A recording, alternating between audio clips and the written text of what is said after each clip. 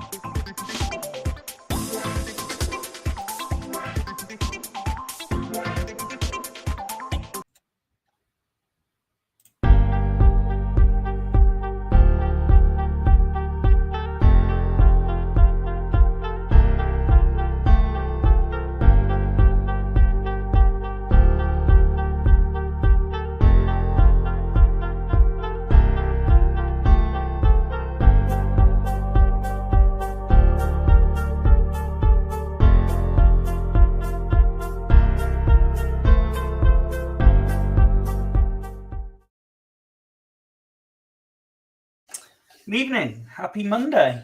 I hope your weekends went well, other than the football, of course, which, we'd rather talk about pretty much anything else at the moment. But hey, that's what we're all here for. Welcome to Fools Rush In as we look to continue building on the excellent content you've all been able to listen to from OSC this evening and the excellent episode of Low Strangers that is just come out as well with Dan. Well worth a listen if you haven't heard it. We have a wonderful we've got a wonderful panel and some guests joining us again from Swindon Town Women as well. But before we say hello to all of those, let's roll the titles. Take my hand, take my whole life too, but I can't help falling in love with you.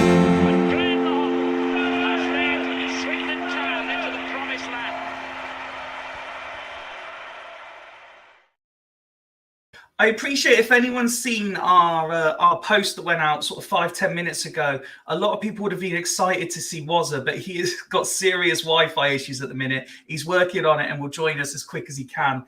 But fear not, we have plenty of your favourite fools here nonetheless. Starting with fresh from his trip from London. Evening, Craig. Yeah, evening, Fifey. Yeah, I had a great weekend with Mrs. A, and it was brilliant. The reason I've changed my name to Dumitrescu, it's a bit of a funny story. Mrs. A had gone for a little nap after walking all day around London, and I was in the pub on my own watching the football, naturally. As you do, yeah. As you do. And this Romanian guy came up to me, and he was really annoyed because they'd only just beaten Andorra 2-1 recently, and he was saying how rubbish they were, and he was really bigging up England. You know, he said it's the best England team he's seen and all this, and he said you probably don't know like the Romanian players of Hagi and people like that. I was like, oh, no, I know Hagi. And then I listed off players from the early 90s when they had quite a decent team, like Dumitrescu, Popescu, and people like that. Anyone who ends in Scu, basically. Yeah, and he was so happy, but he was so happy in an aggressive way. So he was telling me that England are so strong. And when he was telling me this, he was kicking me in the shins and punching me in the arm and all in a way that I think was probably playful for him, but not so much for me. And I was like, "Ow, that's hurting. That is, you know." But yeah, and he even gave me a kiss on both cheeks. How very continent. So I don't know if that's a Romanian greeting, but I was quite pleased to do my bit for continental relations. So brilliant, absolutely brilliant weekend, and even the football didn't ruin it. So yeah, that was good. After a trip that only consisted, from our purposes, of seeing a short video of you dipping a burger in some sauce, how has this story cropped out of absolutely nowhere? Well, I've got to save them, Fifey. Actually, no, I'm an incredibly dull person in real life, so I have to, save these stories whenever I can get them out. So yeah, but it was that was particularly good as well. The Nanny Bill's burger, absolutely lush. Excellent. Well, I'm glad you had a great time, mate. To make up for your dullness and my even more dullness, we've got someone who's never dull. Evening, Nick.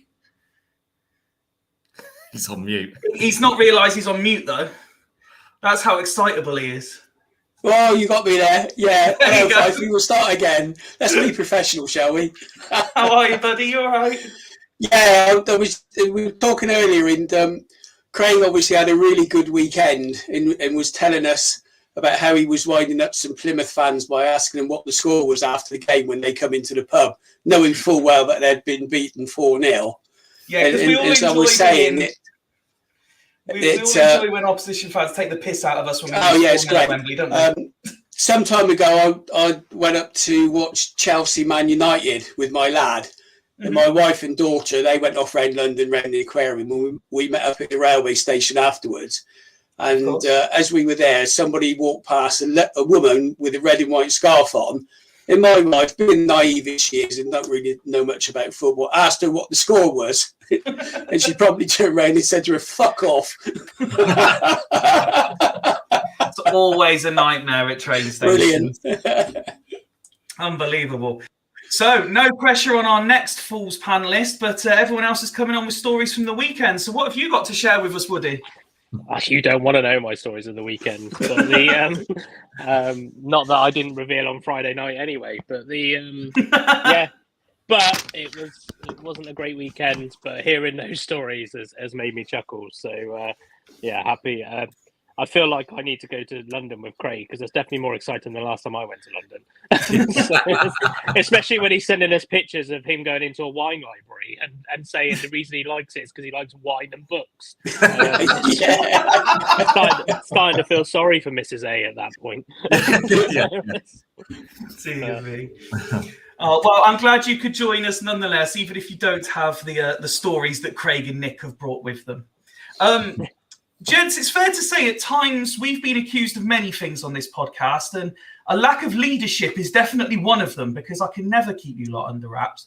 That is certainly not the case when we introduce our guests from Swindon Town Women. And I think it's only fair to start with someone who self-proclaimed to be everyone's favourite last time she was on. Evening, Alice.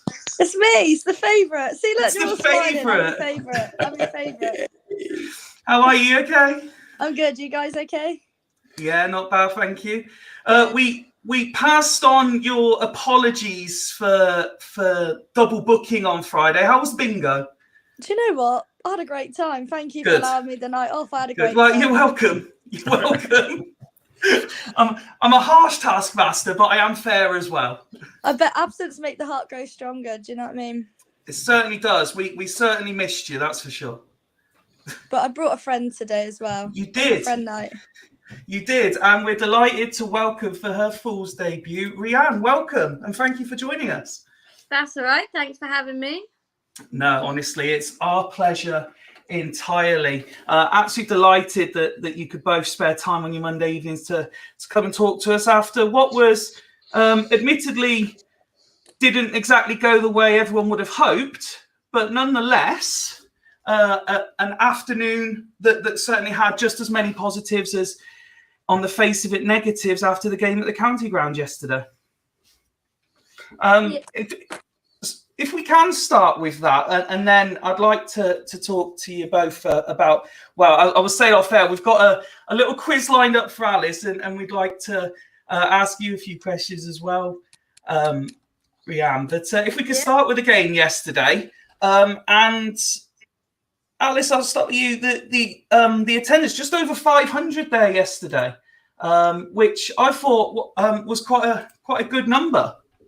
I thought it was incredible. I don't think a lot of the fans had a lot of notice. So I think to have like a week's notice to be able to bring 500 people to the ground was incredible. And just the atmosphere, there was so many young girls there, so hopefully inspiring the next generation. And I know when we had like attacks on goal, you could really hear the crowd, and you could tell by the way the girls were running. And as soon as the crowd started like screaming and stuff like that, you could just see everyone just trying to put in that extra 1% in just to try and get a goal. And actually, that very first point you said there, it was interesting. Unfortunately for me, I wasn't able to go being up in Leicester and with a few things I've got on at the minute. But it was fascinating for me seeing all the pictures and stuff that was shared before and after, the amount of selfies being taken with different players and plenty of content being shared by fans and obviously people within the club and autographs being asked for. And we've spoken about that sort of stuff before, haven't we, Alice? But it must be a great feeling. It is. It's crazy to be like, for people asking your autograph and stuff like that. And yesterday, a young girl asked me for my autograph and a picture, and I don't think she recognised me, but I used to look after her when she was about 4 or 5, and she was really shy and she'd never talk. And she came up to me, she said, "Oh, can I have your picture?" And I rang one of my friends after, and I just said, "You never guess who I've just saw." And they were like, "Oh, the girl that didn't really speak that much." And I said, she had so much confidence, she wanted a picture. And I think for her to not even remember me, but to have seen me yesterday and want a picture of me, I just thought it was a really lovely thing. No, 100%. And Rhiannon, for you, I believe it's your first team game back. How was it for you as an experience? It was incredible, to be honest. Just to return to the first team anyway is massive for me. I always said, because I'm returning after my second child, I thought, no way I'm going to get back playing after my second. If I have my second, that'll be it. But I have the likes of Alice saying, "No, you can do it." She's backed me the whole way, and if I wanted to do it, she'd help me get there. And we've worked hard off the pitch. And then when James asked me to be in the squad, I felt made up anyway. But to come back and make a return starting in front of 520 fans was just unbelievable. And I've obviously been off the scene for a while, and for girls to still want my autograph, some knew who I was. It was amazing. Well, talk us through the game first, and then we'll talk about your own individual sort of elements of it. The result, as it is, doesn't necessarily reflect the way the game went, did it, Alice? No, and that's the most frustrating thing. It's not the first time it's happened this season. You look at the scoreline and it flatters them, and if you're not a fan and you haven't seen us play before, you sort of look at it and you think, oh, do they know how to play? Do you know what I mean? Do they know how to play football? Did they get like absolutely smashed the whole game? But it wasn't like that. They took their chances. First goal was a fluke, really. Yeah. And the other goals, they didn't really pass it through us. They didn't do anything spectacular. They were just a little bit more clinical in front of goal, or they managed to take that extra chance. Whereas we had a fair few chances. We just wasn't our day to score a goal. Whereas they just seemed to be able to hit the net. Emily pulled out saves. She was in the right positions. It just wasn't our day. And for it not to go to plan at a stage like that and have those many fans, it's upsetting for me. I'm still trying to process it and work through it now, because it's not like we weren't trying. It's not like we weren't on our game. There's maybe a few elements that we could have changed, but I don't think we weren't off it. And that's just the most frustrating thing for me. Well, I think the overall sort of compliment in that sense is, if you look at the 2 Swindon Town games this weekend, you've had the result you've had and come away, and it's been largely positives from what I've read on social media and stuff. The men's team lose 2-1, and it's been an absolute barrage of abuse. An absolute barrage of abuse they've had for losing 2-1. So I think that says a lot about, for those who were there to witness it, that's how people who weren't there will understand. And the amount of times you see that wasn't a 5-1 game. And Rhiannon, sometimes it's just teams have that element of luck, as Alice said with the first goal, and sometimes you come up against someone who are just on their day ruthlessly efficient with their attempts at goal. Yeah, it is that. Yeah, because I find it harder to take when we lose like we did yesterday. If we've been outplayed and outclassed, I put my hands up. As a player, I accept that. But to come away with that result yesterday was just so frustrating because I thought it was naivety from my side. I thought, it didn't feel like a 5-1 game. But, sometimes you don't see it from everyone's point of view. And it didn't feel like that on the pitch. And I thought, like my sister was there. She would just tell me honestly. But every single person I spoke to after said, honestly, it wasn't a 5-1 game. And I thought, maybe it wasn't just me feeling like that. Everyone else around it could see the tempo of the game and the chances that we did have. So it wasn't just me like being, no, it wasn't that bad. People around us seen it wasn't that bad. But to those at home, like Alice said, it's hard to kind of explain the situation or the way the game panned out. To be fair, the first goal was fluky. It was my player as well, and I definitely should have been tighter. She went to cross it and it looped over Emily, but for that, I think that kind of got the game going for Southampton. Then they just kind of went off on that front foot and didn't even dominate possession, I would even say. They didn't, and they've got experienced players like Shannon Aubrey, who plays for them. She's played higher. The strikers didn't really do much. No. Me and Jen sort of had them covered, so they didn't create things. They weren't passing it through us. It's just one of those, like Rhi said, like one of those just annoying games where it just wasn't our day. And I hate that saying it wasn't our day or anything like that, but we didn't deserve the scoreline to be like that. And that's just the most frustrating thing. Obviously, it's Tuesday tomorrow, so as soon as we go to training, like, different mindset, but just Monday's like my wallow day. So just been wallowing in it today. Well, at least you're not like the men's team that we're outplayed and outfought every game. So at least you put some bloody effort in. and actually play for 90 minutes. I would like to know how much I ran yesterday because I just felt like I didn't stop. At one point, to be fair, Alice had the game of. I said to Al after the game, that is the best game I've seen her play ever, and I've seen her play as a teammate for the last 4-5 years, and I've played against her for years before that as well. Honestly, it was unbelievable because I played at left back yesterday, so every time I turned around, she was covering my ass. She was there every time. I was there for you. You were. I was always on the floor sliding, but I was there.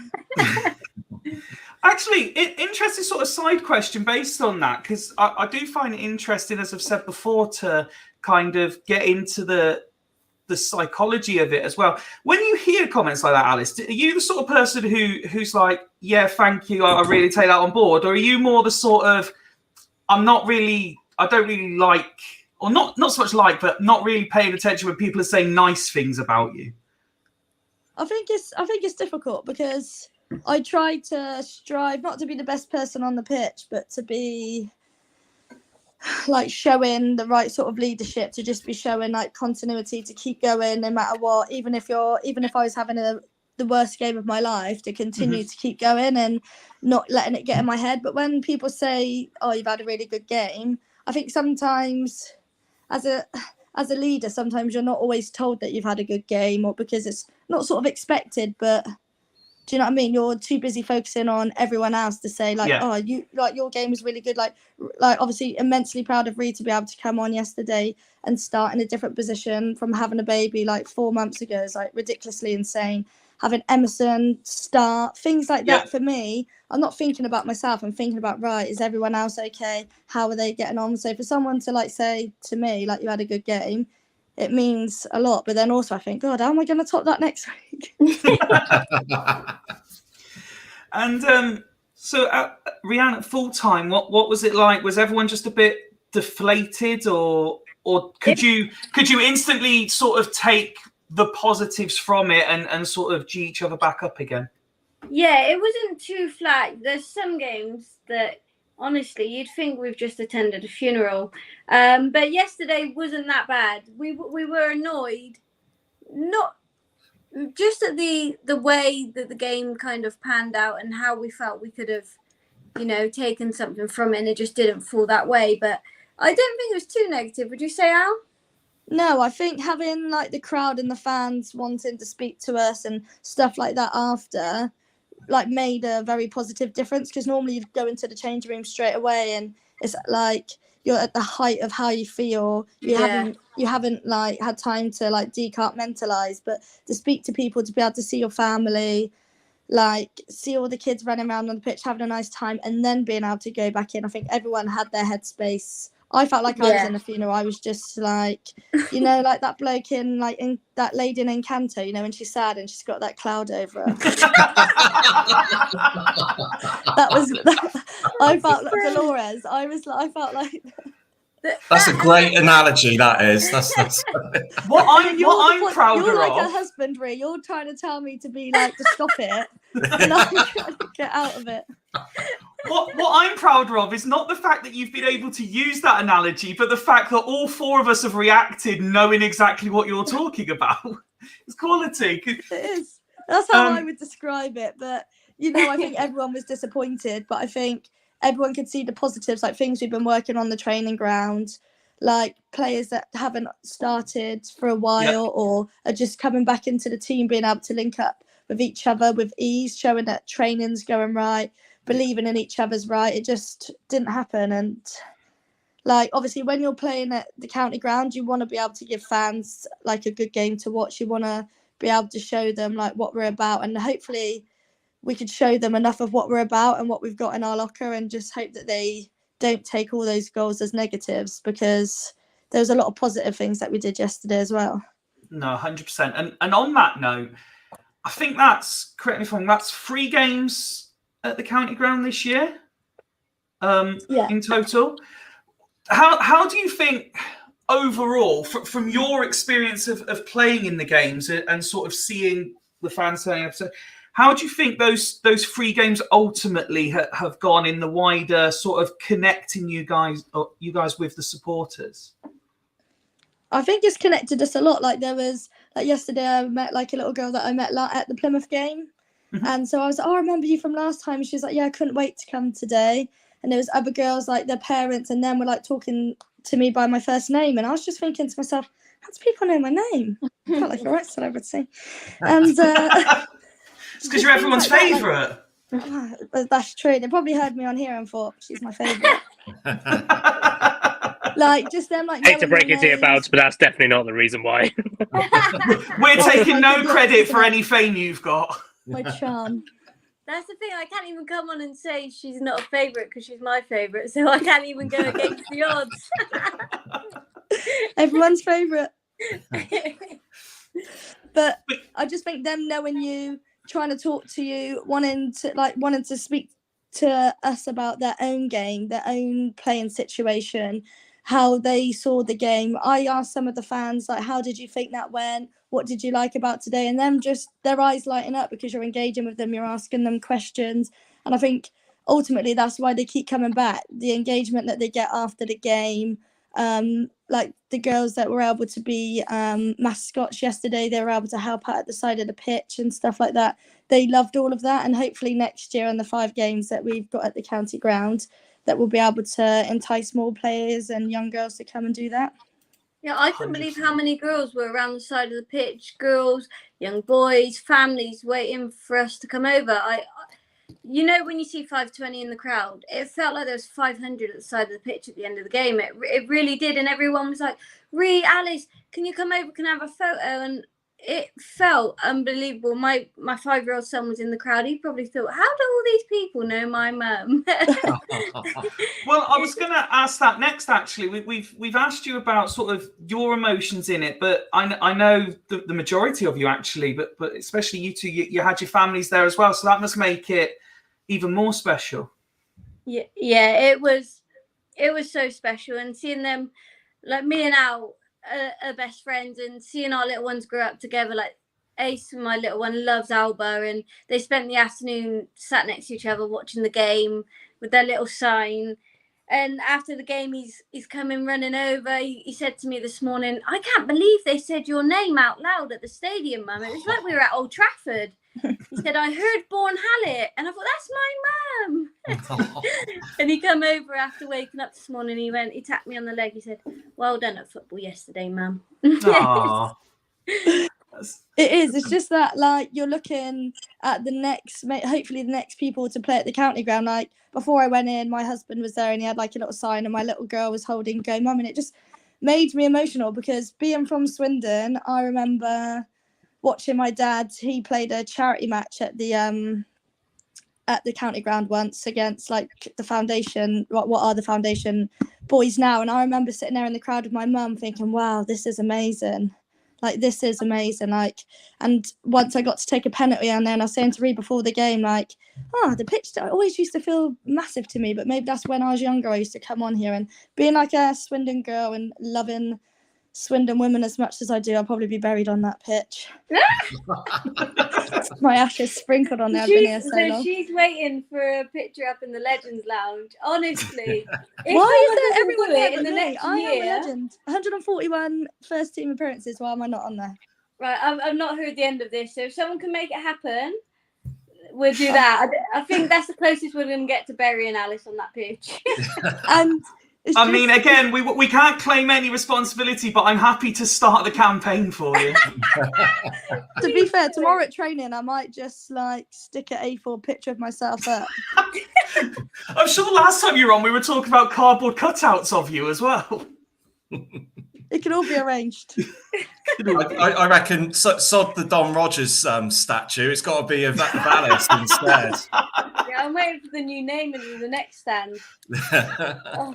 Yeah, the away stadium stand. They could call it. When they revitalise it, they could name it after me. The Stratton Bank.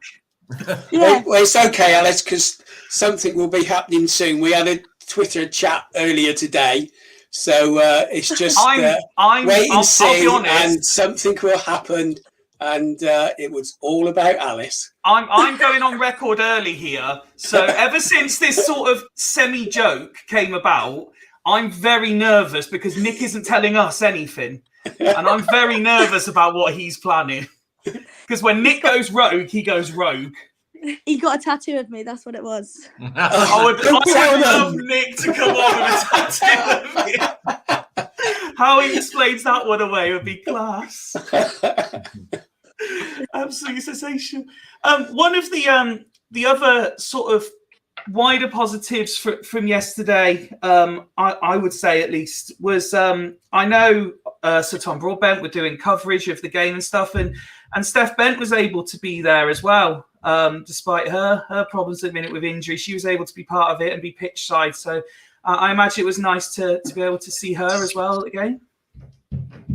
It was. She first came back to training on Thursday. She's a little bit sensitive, our Steph, and I don't blame her, because if that was me, I would really take it personally, because Steph is having an amazing season, and not just an amazing season, but she's an amazing person. She's so positive. She's a lovely person to have around the camp, and she is missed, because I know I've leaned on her a lot when Rhi wasn't there to be able to help deliver like messages to the girls, and just being like that beacon of like just her smile. She's just like radiant, and all the girls take that on board. But she came to training on Thursday, and we like did a collection, and we got her like shirt from this season, and we all signed it and framed it and got some pictures for her and some gift cards and a personalized card, and just the messages she sent us after, like you could just tell how touched she was by it. And I think that was like the sort of right thing at the right time, and to see her on Sunday like being able to smile and joke and be able to do that was incredible, because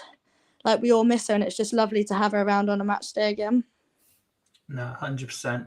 And again, as we reiterate, every time her name comes up in conversation, we obviously wish her the best in her recovery and getting back to playing as soon as she possibly can. I was saying the other day that we'd exchanged a few messages, and she was telling me how very focused she was to do so at the earliest possible opportunity. Well, she was trying to pass the ball to the kids yesterday. I was having kittens. My daughter was trying to like kick the ball to her. I was like, stop it. If I can take the conversation in a different direction, what we've liked to do when we've had members of Swings and Women on for the first time is just kind of ask them about their journey through football to where they are now, if that's okay. Yeah. So a chance to kind of, for those of us who, like myself, meeting you for the first time here, just to find out a little bit more about you. So if we could start with kind of the basics, who you supported growing up and how you kind of got into football. Yeah, so growing up, my dad was a die-hard Liverpool fan. You couldn't even say another team around him. So that made me support Arsenal. I don't know why it was Arsenal. I think in the playground, one of my friends, when I was playing football with them, he said he supported Thierry Henry. That was his favourite footballer, and I asked what team he played for, and he said Arsenal. So I went home. My mum randomly is a Newcastle fan. My dad was a die-hard Liverpool fan, and my sister Reagan is a Liverpool fan. So I went home and said, right, that's it. I want to support Arsenal. And makes perfect sense. Henry. Yeah, complete sense. And from then I have loved Thierry Henry, and he was my favourite player growing up. But yeah, I went down to the stadium a couple of times. My mum still took me.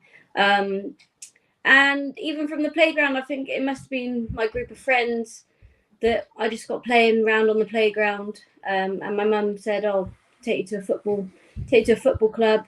Luckily, I wasn't in the situation where I had to play for a boys' team though, which quite a few girls my age. I'm not necessarily that much younger than now, but people my age did have to play. Sorry, I just have to point out every time this happens, everyone points out that Alice is older than them. Every single When I first time. arrived to this club, I was the youngest one. Now look at me. Now the tables have turned. And It's funny, I say that at work as well. Oh God, yeah. So in kind of my age group, a lot of people that I speak to now did have to play for boys' teams, but I never had to. So we found like a local team. I think it was under 10s. Me and my twin went along at Stoke Lane in Bristol, where we grew up, and played there for a couple of years. And then when I moved to a different part of Bristol, I moved teams to St Nick's and stayed there for a while until we played a cup final at Bristol. It was Bristol Academy back in the day, which are now Bristol City.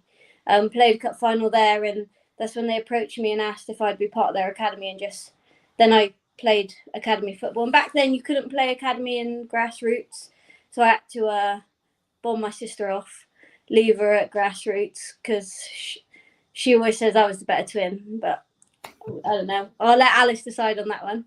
I can't say anything. She still holds me to it now. We played in a cup final together, and she always said she was known as the rubbish twin at football. I scored an own goal. She scored the winner with her left foot and got man of the match. So she always holds that against me and says that she's better than me. So I bombed her off for grassroots. She had her man of the match trophy for that game, but then I Still played got that in the bathroom now, ain't she?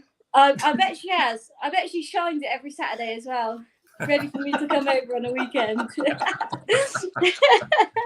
But yeah, I then just played at Bristol Academy for a few years until when I was going through the ranks. So I played centre of excellence each of the age groups.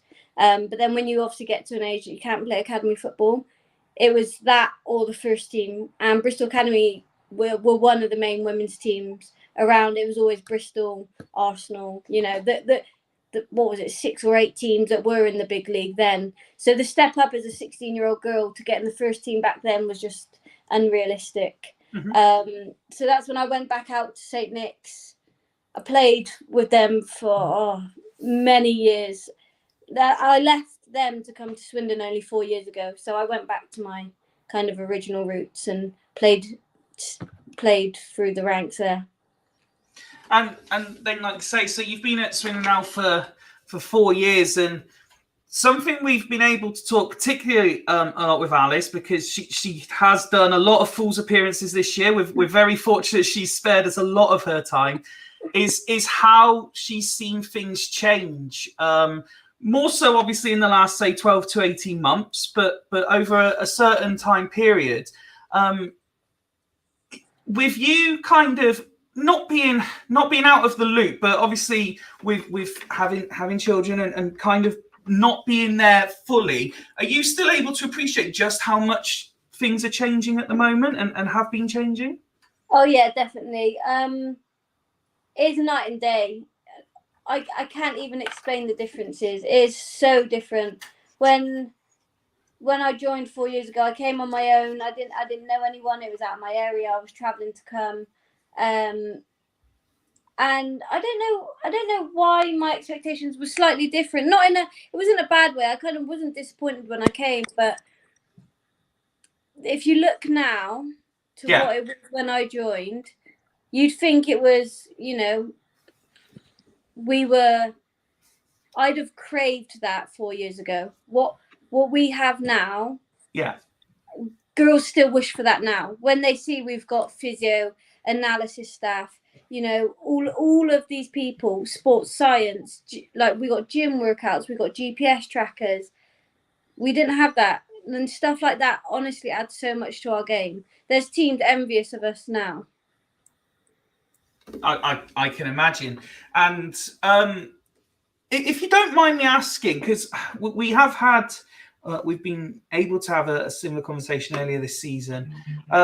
How have you found sort of coming back from having a child? And was it different second time round, or did you have a more clear idea of how you were going to do it second time round?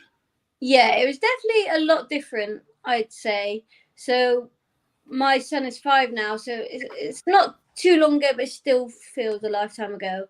I kind of just did everything off my own back, mainly because we didn't have the knowledge. We didn't have the staff like at St. Nick's. We were still in the equivalent league. They've been in what was the National League. I think it was called the Premier League back then.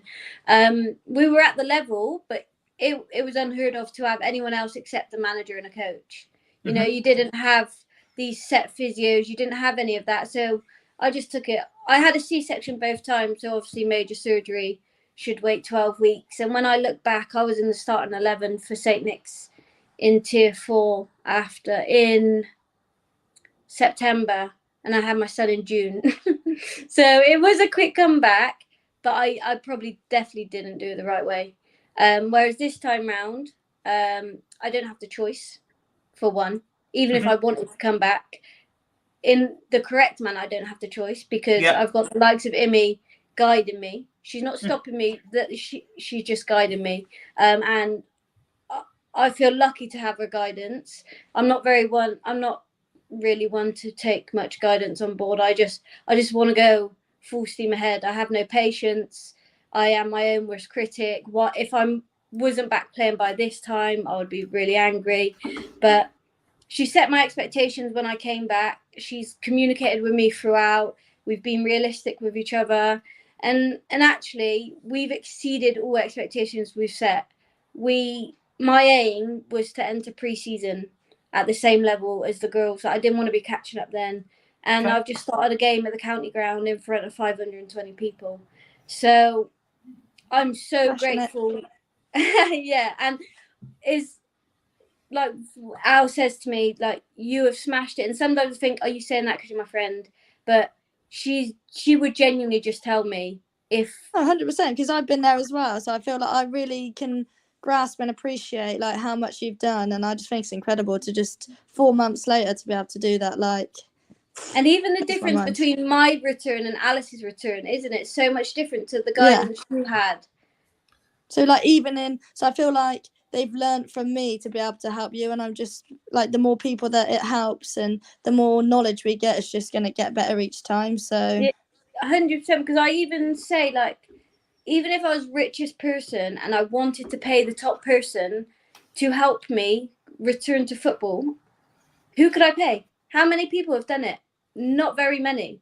Yeah. There's no one who is an expert in this field returning to women's football after baby. I can't name that many people that have, maybe abroad, like, the Americans are starting to come big on that front, but not many people in our league. So I couldn't even pay the top money, even if I wanted to.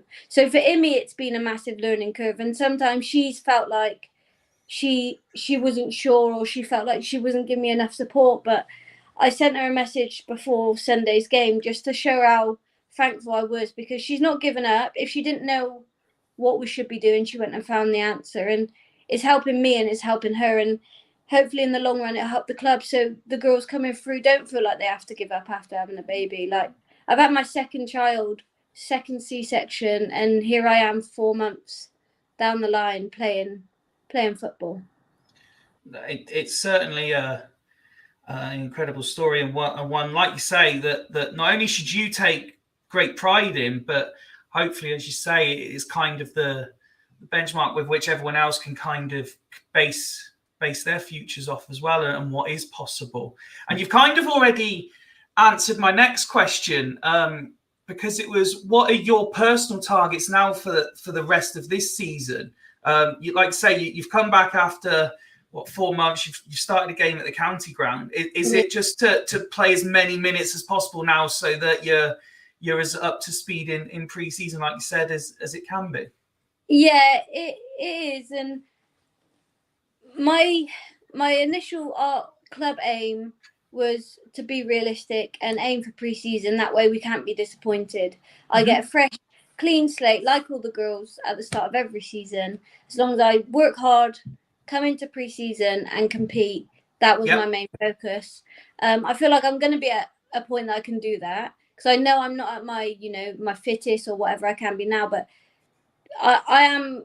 I was going to put a post out actually, because there's not many times I admit to being like proud of myself or accept an achievement that I've made. But after speaking with Alice and my sister and my family, like, Sunday was a massive one of those. I have realised that what I did was actually really quite impressive for myself.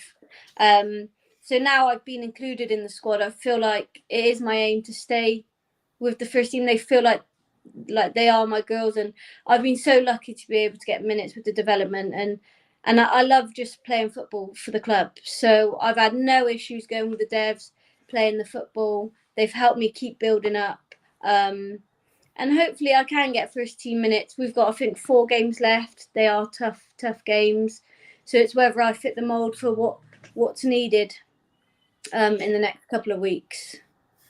And sort of longer term then, we heard, if anyone was listening to the coverage yesterday, that there's talk about what the hopes are for sort of next season and then moving forward. Are you looking that far ahead already and kind of already saying, I think we can achieve this next year, or within 2 years, I think we can be here? Yeah, personally, I want to be back in the team, and I want to be starting for this club. That is my aim. And once I've got my eyes set on something, I want to achieve it. So, and with the likes of Al around me, I think both of us, that will be our aim, to be part of this massive club and build the game. As a team, I know we want to get promoted. So is it pre-season working hard, building with those familiar faces if new players come in, and then pushing for promotion? As a club, that will be our aim. I know it will be tier 3 football. But personally, my aim is to stay at this club and be in that starting 11. And it's certainly an aim that I believe is realistic for you. You can certainly hear the focus and determination when you talk about it. So it's something we look forward to watching. And like you say, with a few games still left this season, and if I'm right, there was 4. 3 of them are still home games. So good opportunity for anyone who hasn't had, for one reason or another, a chance to see Swindon Town women this season. There's still plenty of opportunity to do so before the season closes.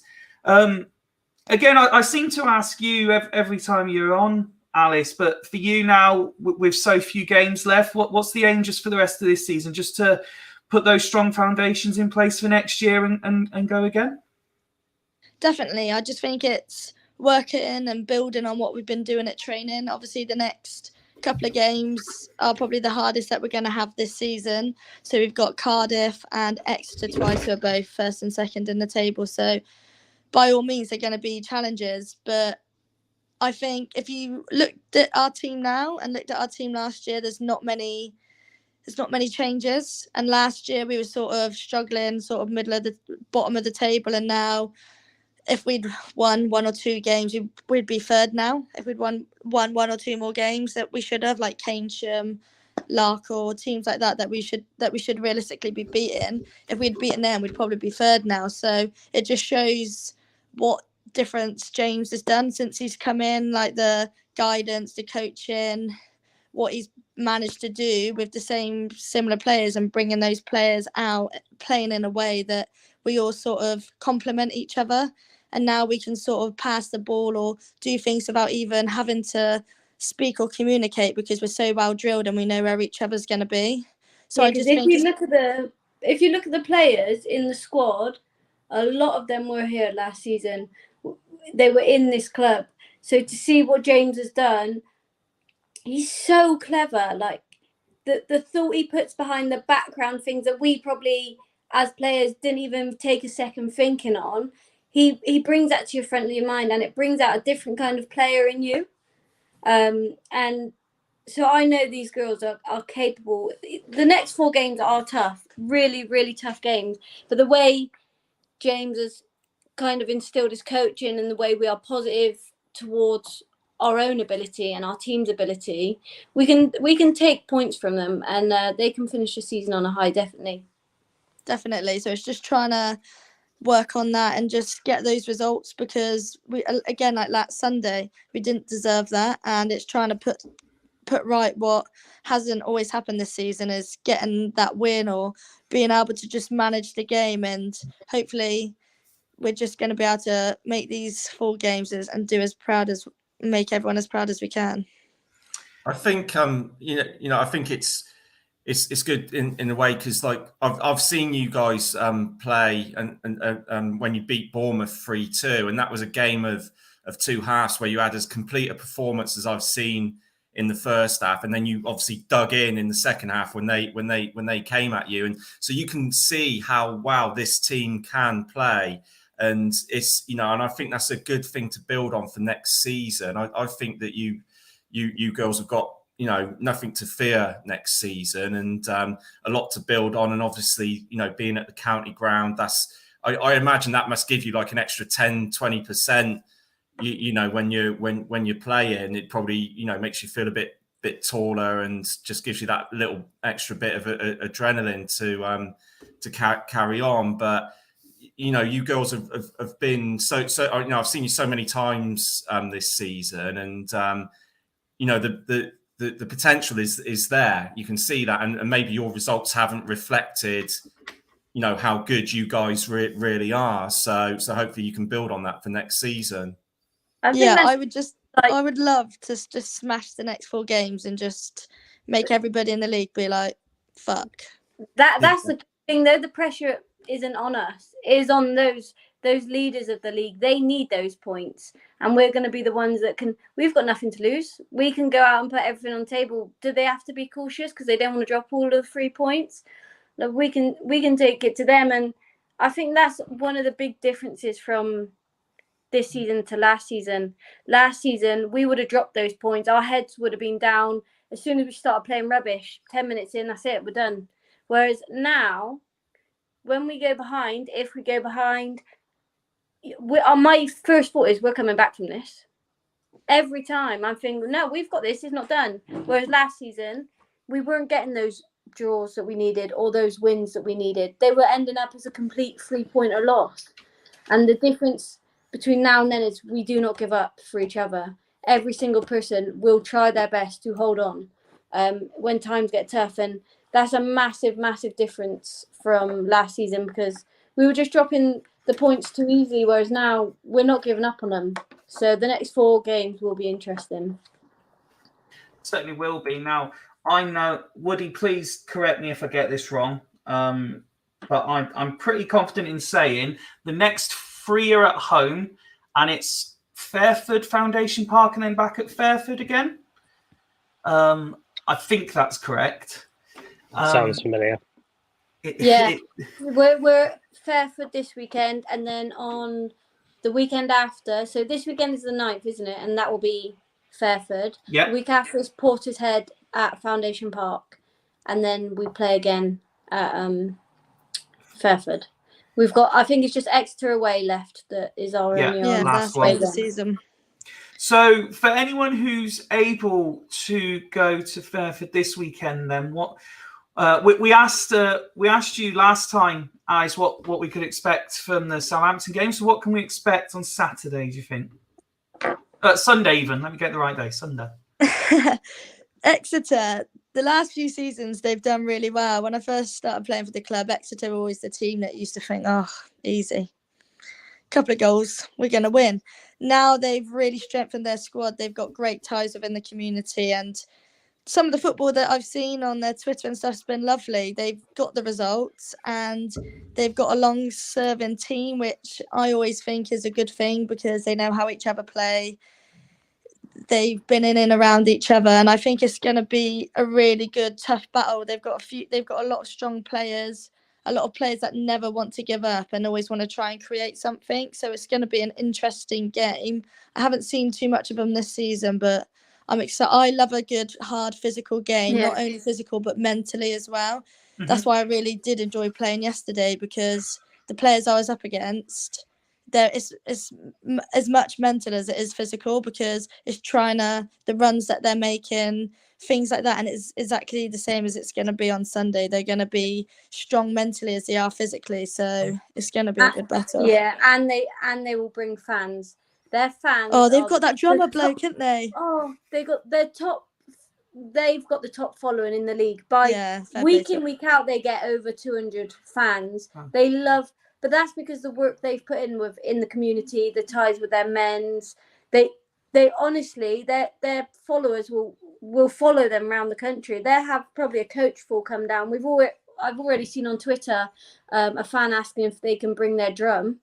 He brings it. Do you not remember last time? Yeah, when we were walking out last time, Exeter away. Oh, it was so loud, and it was packed. This 3G was packed, so I'm sure there'll be a lot of fans down at Fairford, and it will be a good atmosphere and a good battle on the pitch. Good. Well, we obviously wish both you and the rest of the team the very best of luck. We will be talking about it again on Friday, and hopefully, you guys deserve to get just as many fans as Exeter do, really, to come. So let's hope Swindon have a decent crowd there as well to really ramp up that atmosphere for you. But before we do let you go, as promised, there's been a quiz produced for you, Alice. I'm not gonna. I can't take virtually any of the credit. It's pretty much none of my own work. But I'm sure you'll be able to work it out, and I hope you will, because one of the questions is, can you work out who done it? And that's at the end. But we got a little bit of a quiz. Some of them are factual and statistical based questions, and some of them are just for a laugh. So let's see how this goes. No pressure. I hope it's not spelling. I'm not very good at spelling. No spelling at all. It's mostly about you. So I'm hoping it's kind of a specialist subject for you, really. I hope. I do love myself. How many medals do you have in your downstairs toilet? I better go count them. I think I count every time I come in your house. So my special ones, okay? We'll start nice and easy for you. According to the FA full-time records, how many first-team goals have you scored? Oh, have I scored goals? Does this count as own goal? Own goals. I'd say 3. 3? You're accredited with 1.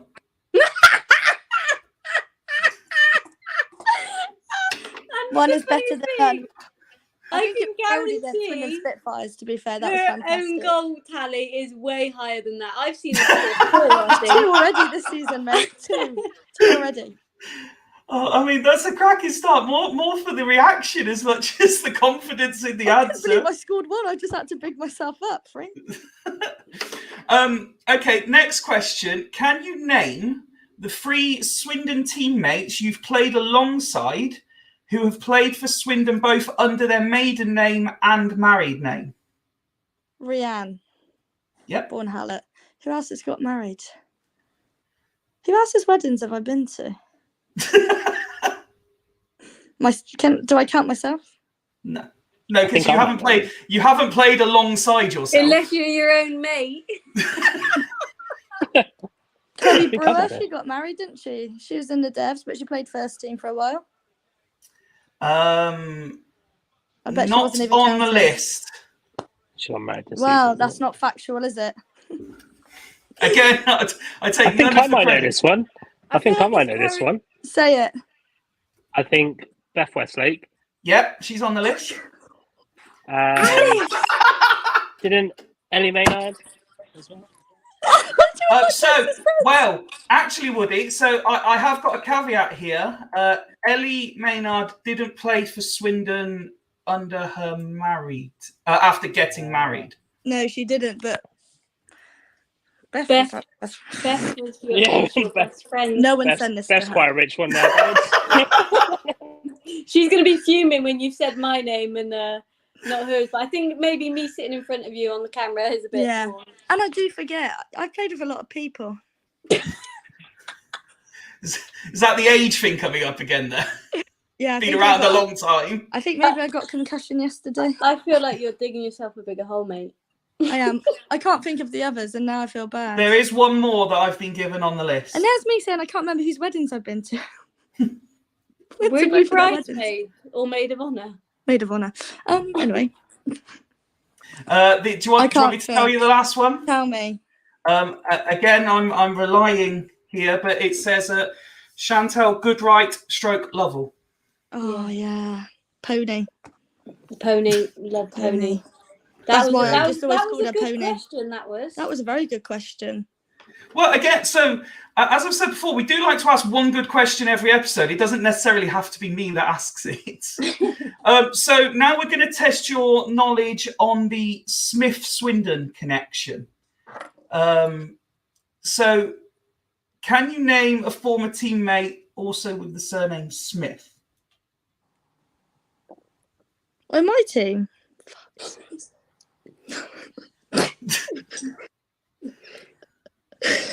Well, you could have prepped me on this before. Smith. Yeah, I just don't think there's been many good Smiths as good as me. They didn't say that's good. what I'm thinking. They said Smith. Did you say you've got it, Rianne? I think so. Does it begin with an S? Yeah. Sophie. Smith. Sophie? No. Oh. That was one.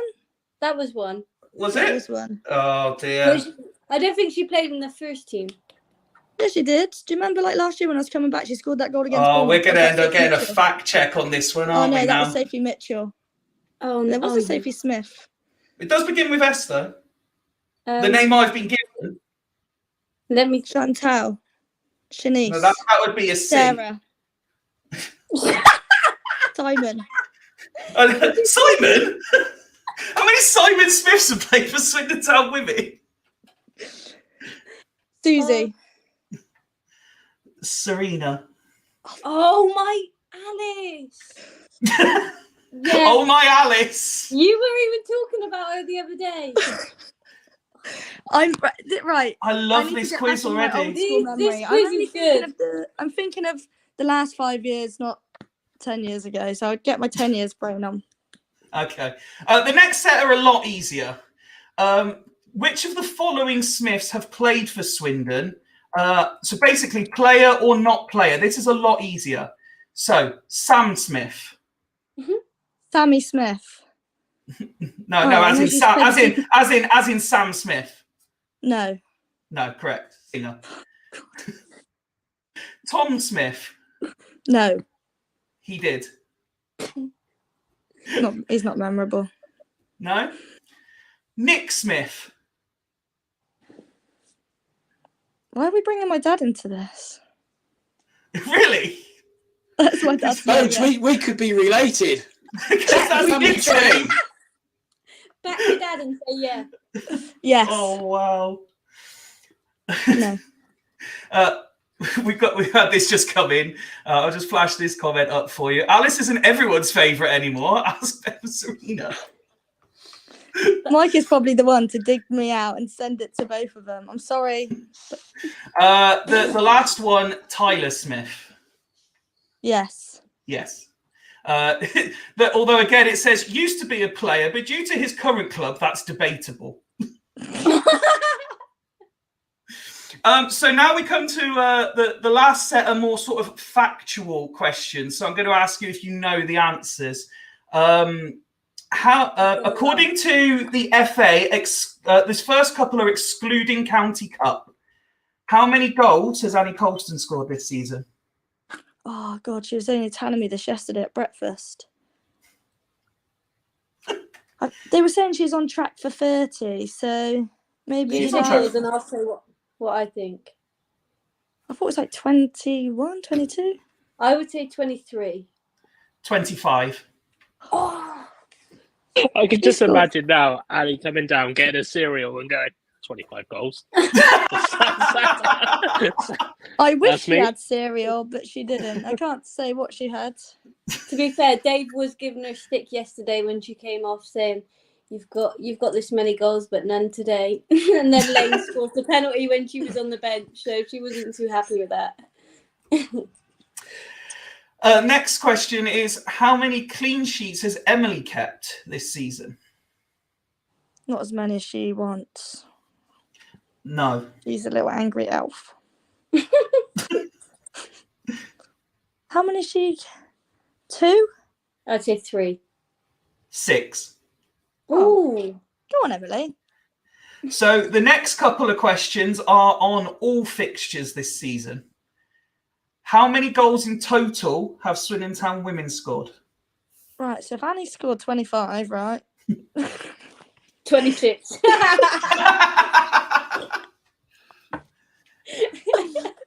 30. Oh no, keep going. I'll let you go again. She's got 25 on her own. You must have scored more than 5 goals between you all. Don't Oh, forget, not you my won. record. I've I been bet here 10 years to score Alice 1 couldn't goal. name the other goal scorers unless you just guessed.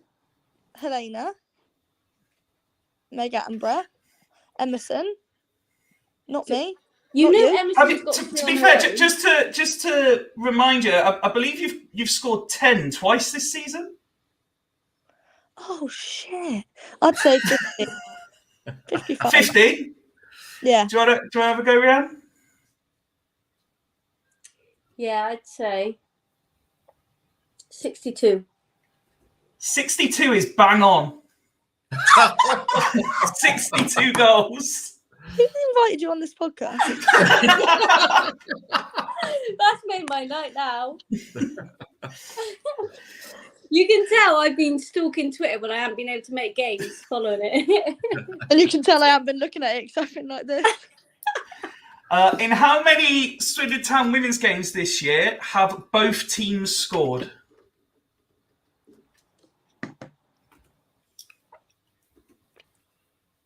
How many games have we played? I feel like the season's gone on forever.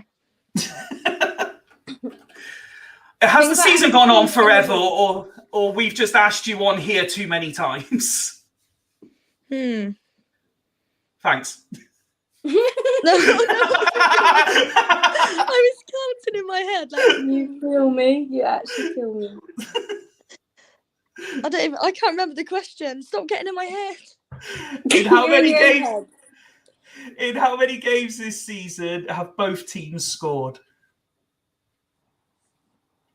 20. We haven't played that many games. Oh, we've had quite a few cut runs. Like 18, 15. I'll say 15. So you've gone 20, 18, 15. Do you want to go any lower, or are you sticking around that figure? 20. 20. Rhiannon? Oh, she's going to get it right now. Look how she's fuming. It's so I hate competitive. Yeah, 12. 17. Oh, you should have stuck at 50 now. You'd have been closer. I said 18 as well. See, I sort of knew. I was just indecisive. So the last serious question, but there is one more after.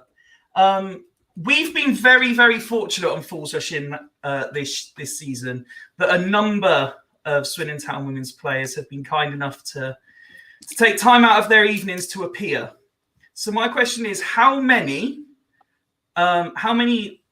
players that have represented Swindon Town women have featured or have appeared, on Falls this season?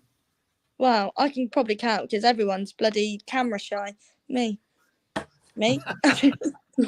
Me, Rhiann, Steph. Are we counting Beth? We're counting Beth. We'll count Beth. This Tori. week. Yeah. Jen. That's 6. Who else might have done it? If it helps, Mike's guessing 9. Does And Mike know something I don't? Well, Mike's an avid viewer for one, but also I will help. Steph hasn't made it on yet. Well, she hasn't made it on here. No. We need to No, change because that she got the Falls Rushing curse. That's why she. We hasn't Yeah. don't talk about this It's- every time. No, we try not to as well. It's in my head. Me and Craig were only talking about this off camera, that the only people it hasn't affected, Touchwood, so far is you and Charlie Austin. Mike's saying 10 if Woody counts. No, he's never played for Swindon Town women. Come on now. What are you going with? Well, I was counting 6, but now it must be 5 unless I'm going to go 5. Yeah? I feel like it might be closer to what Mike's saying. It probably is. Yeah, you just do your own thing. I'm going 9. We Are you we trusting worked Mike out- Dixon more than me? we worked it out to be 10 this year. Who? So we've counted Alice been on, Beth, Oh, Bryony, Grace.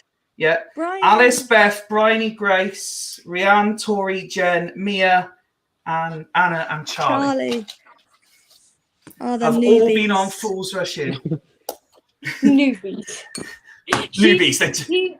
Charlie's Says the skipper. He's not Charlie's friend because Charlie got a hoodie. Why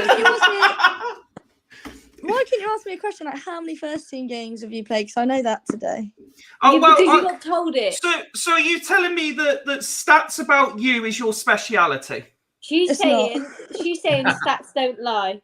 Okay, Stats so the last question is, can you tell who wrote 95% of this quiz? But there is some help with this, with one final question.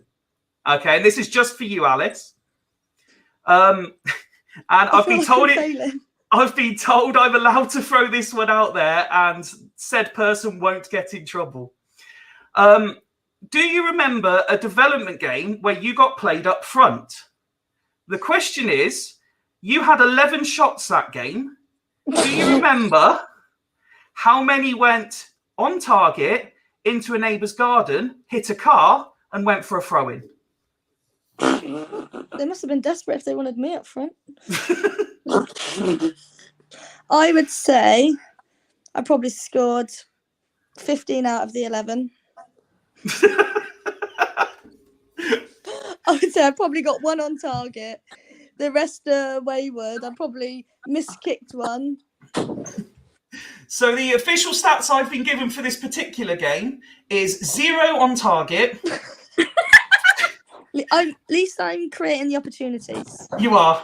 2 into the neighbour's garden, 3 hit the car, and 1 went out for a throw-in. But with those stats, can you tell who wrote most of this quiz?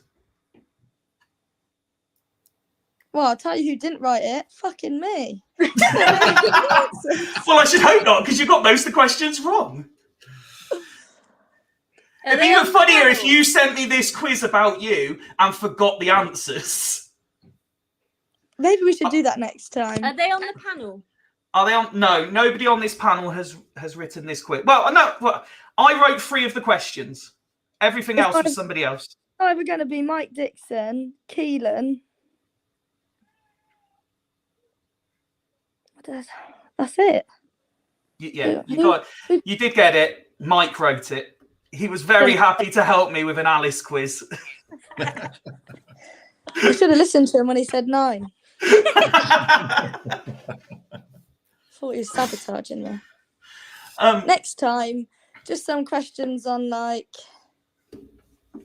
I don't know, something I know I'm going to be good at. I feel like I've disappointed myself. Well, it's fine. Listen, you weren't expected to get the ball. It was mainly so we could just get the reactions of you forgetting former teammates' names more than anything. Like, whose weddings have I been to? Your best friend. That's the one that got me, to be fair, Bounds, because that was the first name that popped in my head on that question. I was like, pretty sure she was a key part of that wedding. I think it's because obviously I've been here for so long. Like, there's been groups in different teams every season is like a new group, and like even now if I'm going out, I'll say like to Craig, oh, I'm off to meet the football girls. He's like, the new ones, the old ones. So I'm on the new timetable. Mike say next time you want a quiz on Rhi. I don't even know if I have that many stats compared to Al. You do. You probably score more goals than me. I think I have. I can hold that up. I know I have scored more than you. You got more than one. You could have put like, what was your biggest loss? I think it was like 12-0. No, I reckon it was bigger than that. No, when we played like. It was in the league above. Yeah, when we played Coventry, I remember having to text everyone yeah. individually.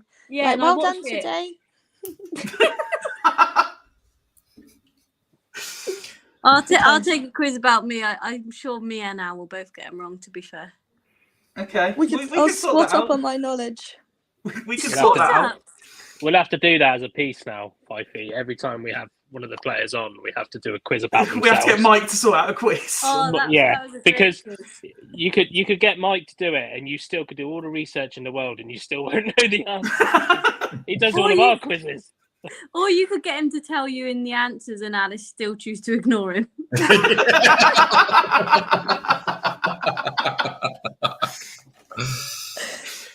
Well, maybe it's a feature that we could sort out for. I mean, we said we were half joking last time round, but I've sort of spoken to Alice since, and I've said we need to make at the end of the season the episode where she hosts it an actual thing. So maybe that's where we get a whole quiz sorted. And then I'll do my own quiz. She told me on Tuesday's training that she got offered that. Oh no, it's a genuinely serious offer. We will sort it out. Look, one episode, Alice could host it. I feel like she's prepping herself.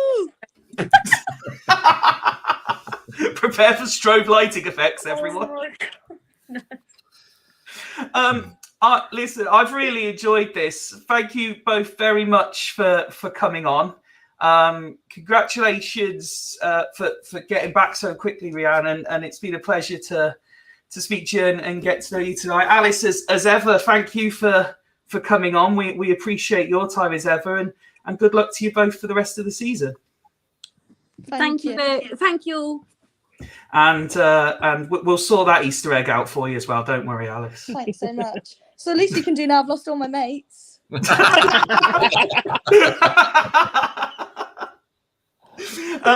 you very much, and we'll speak to you again soon.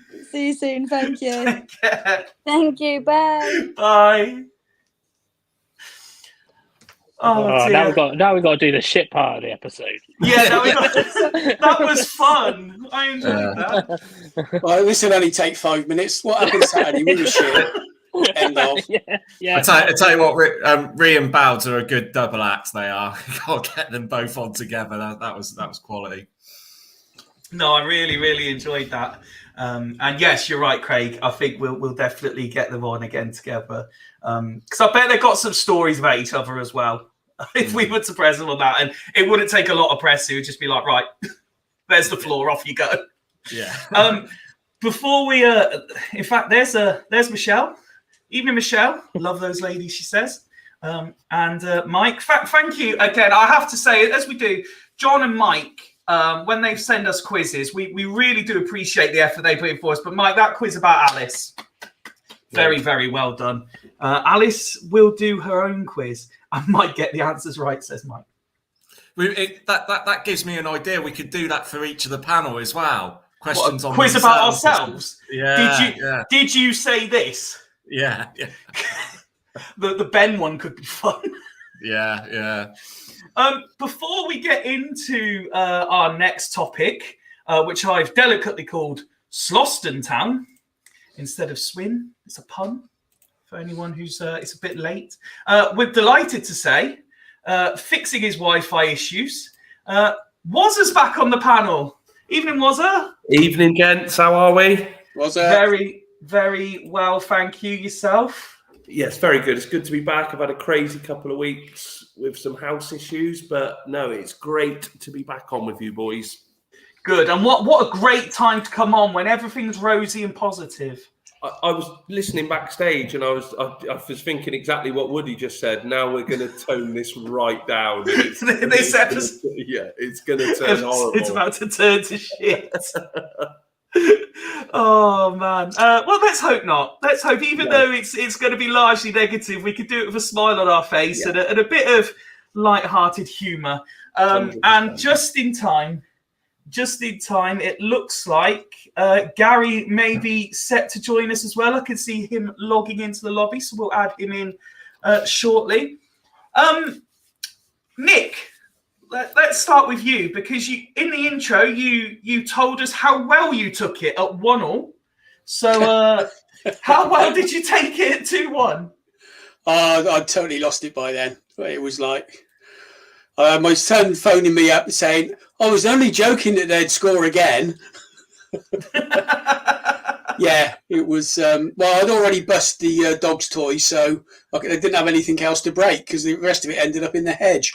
So, yeah, not good. But I was looking at. I mean, there's nothing else to say about the game. I think there's been so much. Nothing else to say. We've only just started. I know, no, but all over about the game. But I'll take a different tact. In a lot of this relates to what we've said over a period of time.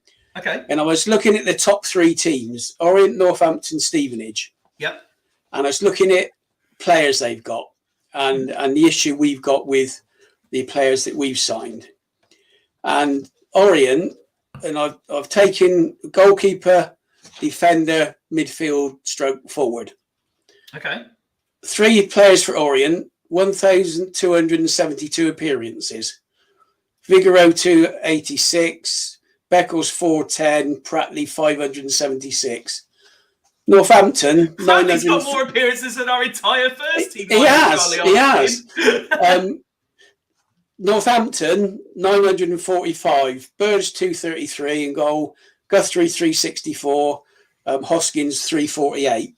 Stevenage, Hammond in goal 125, Piergiani 449, and Reeves 306 gives 880. I've taken Bryn, FBT, so he's our most experienced defender, and Williams. Total 545 appearances. Wow. And FBT's 232, and 172 of those were non-league. Bryn's 54, and Williams only 259. And I think that sums up where we are and why we're there. It's that total lack of experience that we've been talking about for weeks and months. And it goes back to non-existent transfer windows. So as I think a number of the panelists have said, Stevenage, Northampton and Orient did their business before the start of the season. They've got players in, and it shows that's why they're the top 3. And that's why we are where we are. So it's got to be sorted for next season. If it doesn't get sorted, you know, we're going to be no further forward next season. So I just thought it's some interesting stats on the experience that you need in League 2 to get out of it. Mm-hmm. No, it's whenever anyone can make a point with the stats, I do find it very interesting to see the comparables and stuff in that. On the game specifically, Woody, I might ask you first if I can. I might be being harsh when I say this, but it's how I personally feel. Why can't Swindon Town play for 90 minutes?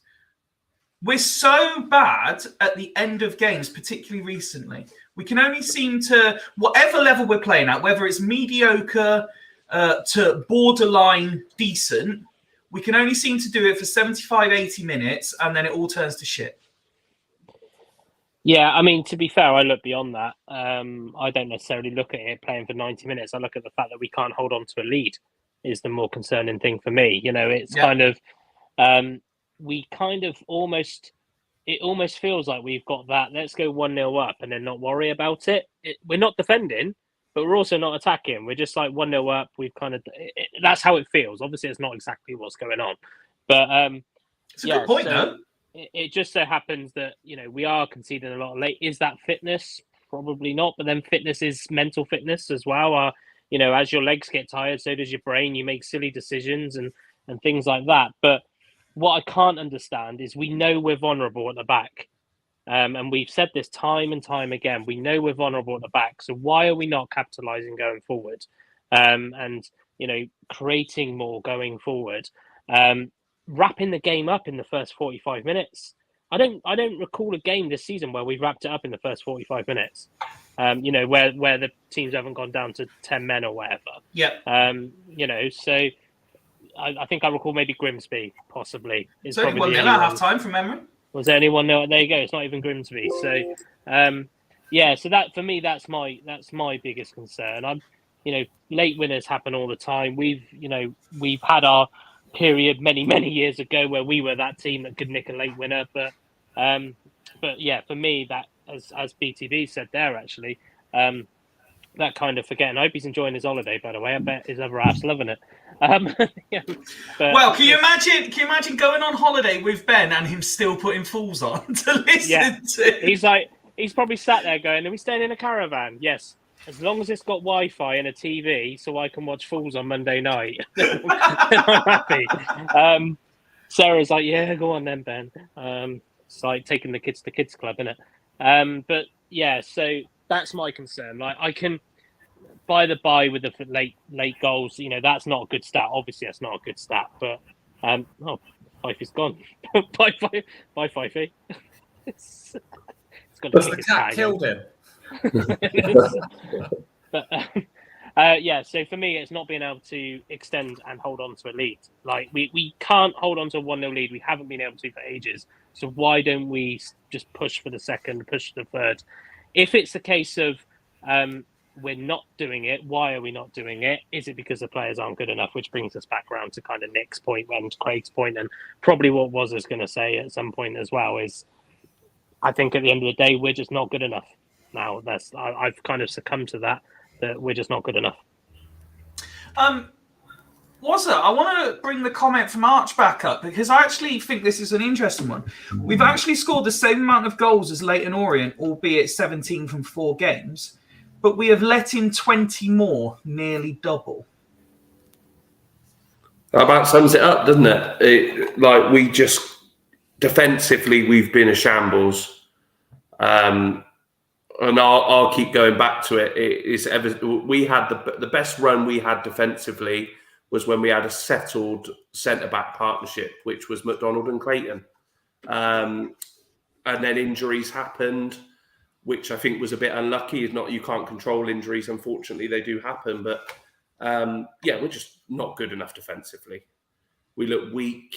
We talk about experience, but I don't think we have enough characters. Like people. Character's huge. Yeah. Last 10 minutes of games, roll your sleeves up, get the result, get the job done. Like Nick said earlier, when we go 1-1 on Saturday, that should be then game done. It should, you know what I mean? Yeah, we don't want it to happen, but we should never concede the second. It should never happen.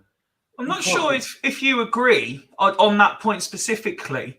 Yes, statistically, we're not very good defensively, but it's also the manner of the goals we're conceding. It's the lack of effort from anybody to put in a tackle, and then you see certain players and they're jogging back, not like working hard to get back in position, and it's like, are you actively trying to screw this up? I watched both the goals, and the second one how much longer were we going to back off for? We just we would just literally walk the ball in. I don't mind if someone wanted to dive in and miss it. At least show a bit of like you're trying to win the ball or get a tackle in or knock him off balance or concede a free kick or do whatever you need to do. But we've let the guy travel. We've just backed off. I think they just thought, well, he's never going to score from here. You know what I mean? We're just thinking we're just backing off. And he struck it into the corner. I just can't. Like Woody said earlier, when we go 1-0 up, this has got a classic feel of even the team know they're just mid-table now. And I just don't think there's a real care there. I think we go 1-0 up, we play some decent football, we knock the ball about, we create some chances. But at the end of the day, the result doesn't seem to be really that important because we're not going to get relegated, but we're not going to get into the playoffs. So I just feel like it's just got that end of season feel already, which is such a shame with 8 games to go that we've got nothing to play for. But really, they need to. Everyone needs to be looking because I don't understand at the moment why there's some criticism going on for Morris. I honestly do not get it. I'll tell you. But I can't have it because at the end of the day, there's only so much that guy and any manager can control. As soon as those players walk over that white line, that should be their responsibility. Conceding the late goals, what does Morris need to do? There's instructions that he'd be giving, and I can't have that it's the manager's fault. The players are not strong enough. The characters are not there. And this is not down to Morris. We all know who this is down to. We lose our captain and a vice-captain in one window, and I've said this about 3 or 4 times now. That is massively concerning when you lose both of them in a window. That never happens at any football club. And then not to replace them is absolutely scandalous. And I just, it falls at one door, doesn't it? Who brings the players in? Who has more control on all of this? And I'll let everyone else have a say on stuff like that. But it is scandalous what's happened at this football club through January, that we let it happen. And now we're not going to get any of the rewards because it is awful. I agree personally with probably 85-90% of what you said there. For me, I think we're at a point now where it's not his fault, but for the individual game situations at this point, Morris has to take some responsibility. He has to take some because he's the manager and he's been there long enough now.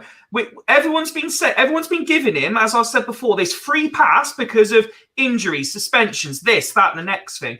And most people that I've seen, and you might disagree personally, most people said that maybe Lavinia and Wakeling aside, that was our strongest possible team on Saturday.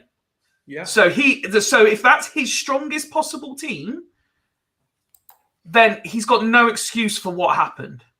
And he has to take as much responsibility as the players. Yes, the players have to manage what's happening on the game, but he has to manage the players. He made 2 substitutions, I think, which means he, A, doesn't trust the players on the bench, and B, doesn't have a plan himself to stop these things from happening, in my opinion. Now, I'm not going to slate Jody. As I've said, I've agreed with Woody from time to time.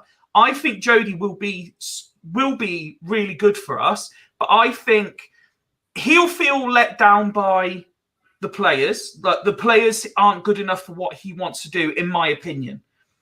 But that's down to him then for the remaining few games to put building blocks in place, and because they're cruising, like the phrase that I hate, they're on the beach already. He needs to sort that attitude out. That's down to him. He needs to manage that situation. And if managing that situation is taking out the players with the attitude problem and giving the likes of, I don't know, Minton, for example, put him back in if he wants to play and wants to prove himself. That's what Morris has to do.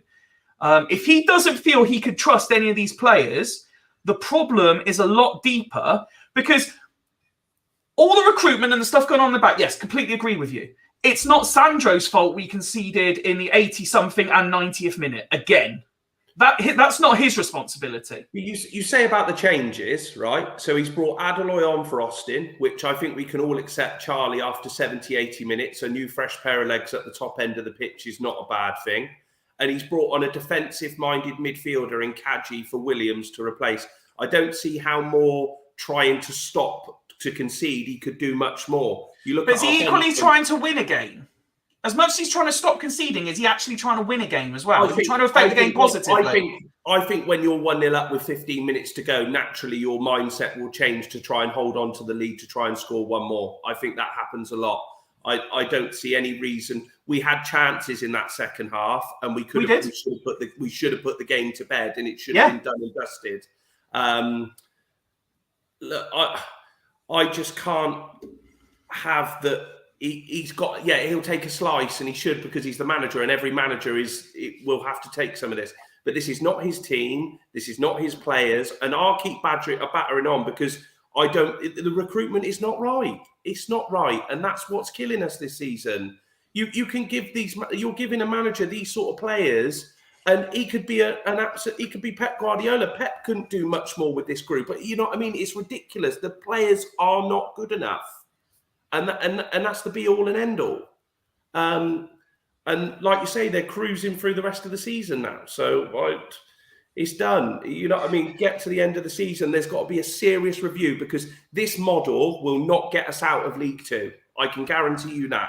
You look at the teams at the top end of this league, full of experienced pros that don't play this pretty tippy-tappy style of football. They play football in the right areas, and they have got a strong back four with people with experience that know this league inside out. We will not get out of this league with this model that we're in at the moment, in my opinion. Now, I'm not saying for 1 second this is going to happen, and I will bring the other guys in a minute, because Gary, I can see you've joined us. Good evening, sir. But I just want to touch on this point on Jody while you've brought this topic up, Wazza. There's two other bits I want to throw into it. One, if we're giving Morris this pass because it's not his squad, he can't do anything about it, etc., etc. If he's to, and again, I don't think this happens. If he's to lose the remaining 8 games, does he still take no responsibility for that? What's the difference between losing games now and losing the rest? It's still going to be the same players with his same opinions that he's got on these players. You'd like to think that surely that there's going to be some time where these players are going to think, well, actually, I'm going to have to play for my contract now rather than playing for points. And then this is when they may step up and give it that extra thing. I personally, you hear the whispers, and you don't know. He's probably made his mind up on a few players already. Do you know what I mean? And you can't blame him for that. He's not seeing enough of them in training, or enough from them in training to give them an opportunity. For me now, the season's done. Don't get me wrong, I go to a Swindon game and I want us to win every game. But is it going to really hurt me if we lose the rest of the 8? Not really. You know what I mean? I think we've got to start building for next season now. I honestly do. The season's done. We're not going nowhere. And these players have got to roll their sleeves up if they want to play for this football club next season. And that goes for all of them. I don't think there's a few there that are clean and have got a deal for next season. But the rest of them could be in, they could be out the door. And just the other thing on that topic, one of the things his predecessor got slated for big time was basically being a copy and paste job in post-match interviews. You could basically just rerun the Jody Morris post-match interview for every single game. At what point? Because ultimately, you feel lessons get learned at some point. If he's saying the same thing literally every single game, whether we win or lose, I mean, I can't fathom any manager coming out after losing and thinking it's acceptable to say, I knew we were going to concede there. I knew we were going to lose. That's his job to influence that. If he can see it's coming, he needs to influence that as the manager in one way or another. So if his predecessor got slated for literally saying the same things in every single post-match, can you understand why some people are asking questions of Jody for doing exactly the same thing? Yeah, when you put it like that, I totally get what you say. I for one wasn't a Lindsay Slater. No, that's correct. You weren't. Yeah, and with Morris, the problem is that you say this, but sometimes he's probably coming in after games, and the same thing has happened in a lot of games. So, what more do you want him to say? It's just repeating what has happened in previous games and that's happened. And I agree, the manager then has to try and stop the rot, but with the same players, he hasn't got that confidence and that about to do what we need to do. And I can have some blame at Morris's door, but there's no way that some people are talking about at the moment getting rid and getting gone. I can't have none of that. No, certainly not. Morris, anyone that's Morris out is far exceeding realism. You've just got to hope that the people above are seeing this and thinking this isn't working, and there's something's got to change if we're going to want to get out of this league. And that's all you can hope. And you've got to hope that Clem's thinking, I can't have it. It's dead. On this comment from Ben, he says players are not listening to him and doing what they are doing in training. That tells you that there are bigger problems than the players not being good enough. If he doesn't have the respect of the dressing room already, then there are much deeper rooted problems. Before I bring you other guys in with specific points, does anyone else want to join in on that bit of Morris discussion? Yeah, I do. Yeah, go on, Craig. I mean, I'm not Morris either. I think we've got to be pragmatic about it. He's still got another 2 years. So whether we think he should go or not, there's no way the club's going to sack him and pay out for the money. The only way that, and I said this in our group chat, the only way he ends up leaving is for non-footballing reasons, because he's not going to resign, is he? And lose out on a payout. Mm-hmm. I'm the same as was. The tools he's been given, it's not good enough.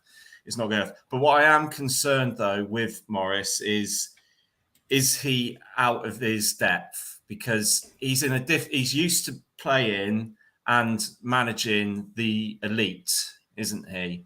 Is he the right person to be managing us in League Two?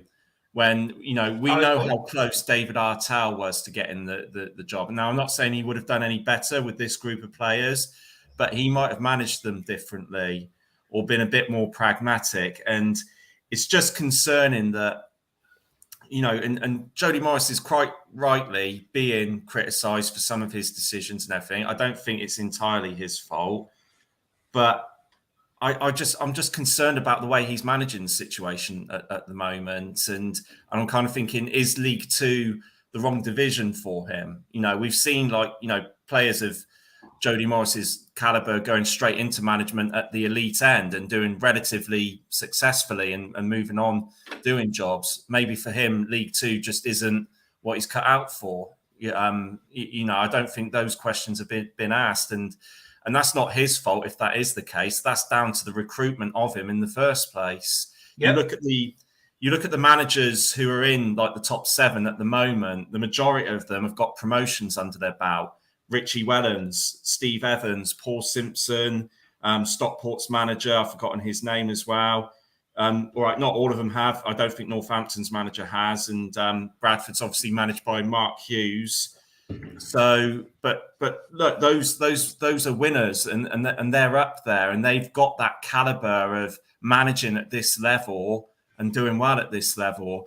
And I think that maybe if we were in League One, it might be a bit better it might have been a bit more suitable for Jody Morris. Now, I'm not saying I want him out. Definitely not. I want him to have a season where he gets his own recruitment in and everything.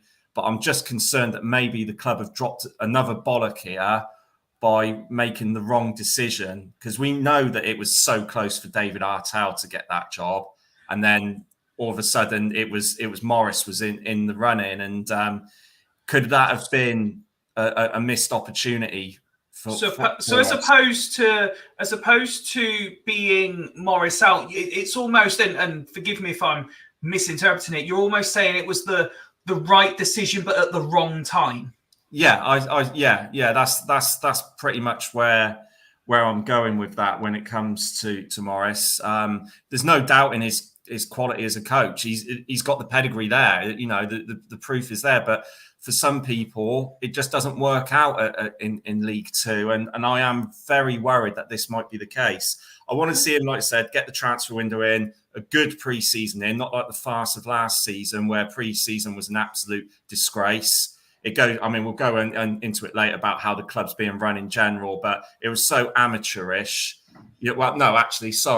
Amateur. Saying that amateur is a bad thing is not. It's more like Sunday league football, because amateur teams are probably better organised and run than our team, to be fair, than our club, I mean. It was Sunday league football, so hopefully he'll get a good pre-season in, his own say on recruitment, and then maybe we can, judge him better. But that is my concern, that it might have been the wrong decision at the wrong time as far as Morris is concerned. Okay. Anyone else jumping in on Morris before I move on to the next part of Heart Report? Yeah, I'll just come in there. Craig, those teams you listed, and again, looking at the top three with the stats, at the end of the day, it is all down to player recruitment. Yeah. Oh, yeah. But they've got the right managers in to do that recruitment. They've got winners. Exactly. Yeah, they have. And but pedigree behind them. We all know, and we've said it God knows how many times, the mix of our team and the balance isn't there. And like was said, we got rid of experienced players, and whether people thought, well, it is probably time for them to go, and that may have been the case. If they wanted to go, fine, but we didn't replace them, and that's been the problem. As we've said, once the players go over that white line, I think that second goal at Hartlepool was just typical of our whole season. Like you said, if he'd have backed off any more, he'd have been in the fucking crowd. And the funny thing is about that, backing off, that's exactly what we did against Rochdale for their third goal. When you saw Clay, and it's like we're not learning from it. Exactly. What the fuck is going on? Yeah, and yes, and there is obviously a level of criticism in Morris, because he should be sorting it out on the training ground. But it just seems to me it's the whole mentality thing. We're not strong enough mentally, and if we're conceding late goals all the time, what's the reason for that? Because we switch off, or I hate to say it, do they care enough? They should do. They're professional footballers. They've got a job to do. And they've got to take some of the responsibility. Yeah, 100%. And what you're saying about the transfer window with the experience we've got rid of, but it wasn't just in January we did that. We did that in the summer window. Oh, 100%. I said in summer, I was so concerned about the amount of experience we lost and who we had coming in to replace it. We lost experience then, and we were probably in negative equity then. And then fucking hell, January happens, and we're near enough, worse. In a lot worse. And that's down to the model.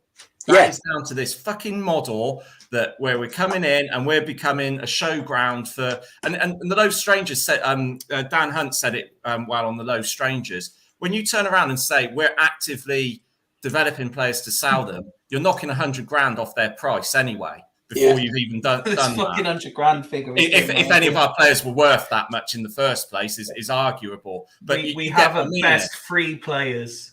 Best free players worth $100,000. Yeah, but you know what I mean, Fifey. If ever we got into that position where we were selling players, clubs like Dan said, like Peterborough and anyone else, they're going to look. Well, they actively want to sell. Apparently we were budgeting for $500,000 in player sales this season. I don't know whether that was true or not, or if that was just plucked out of the air.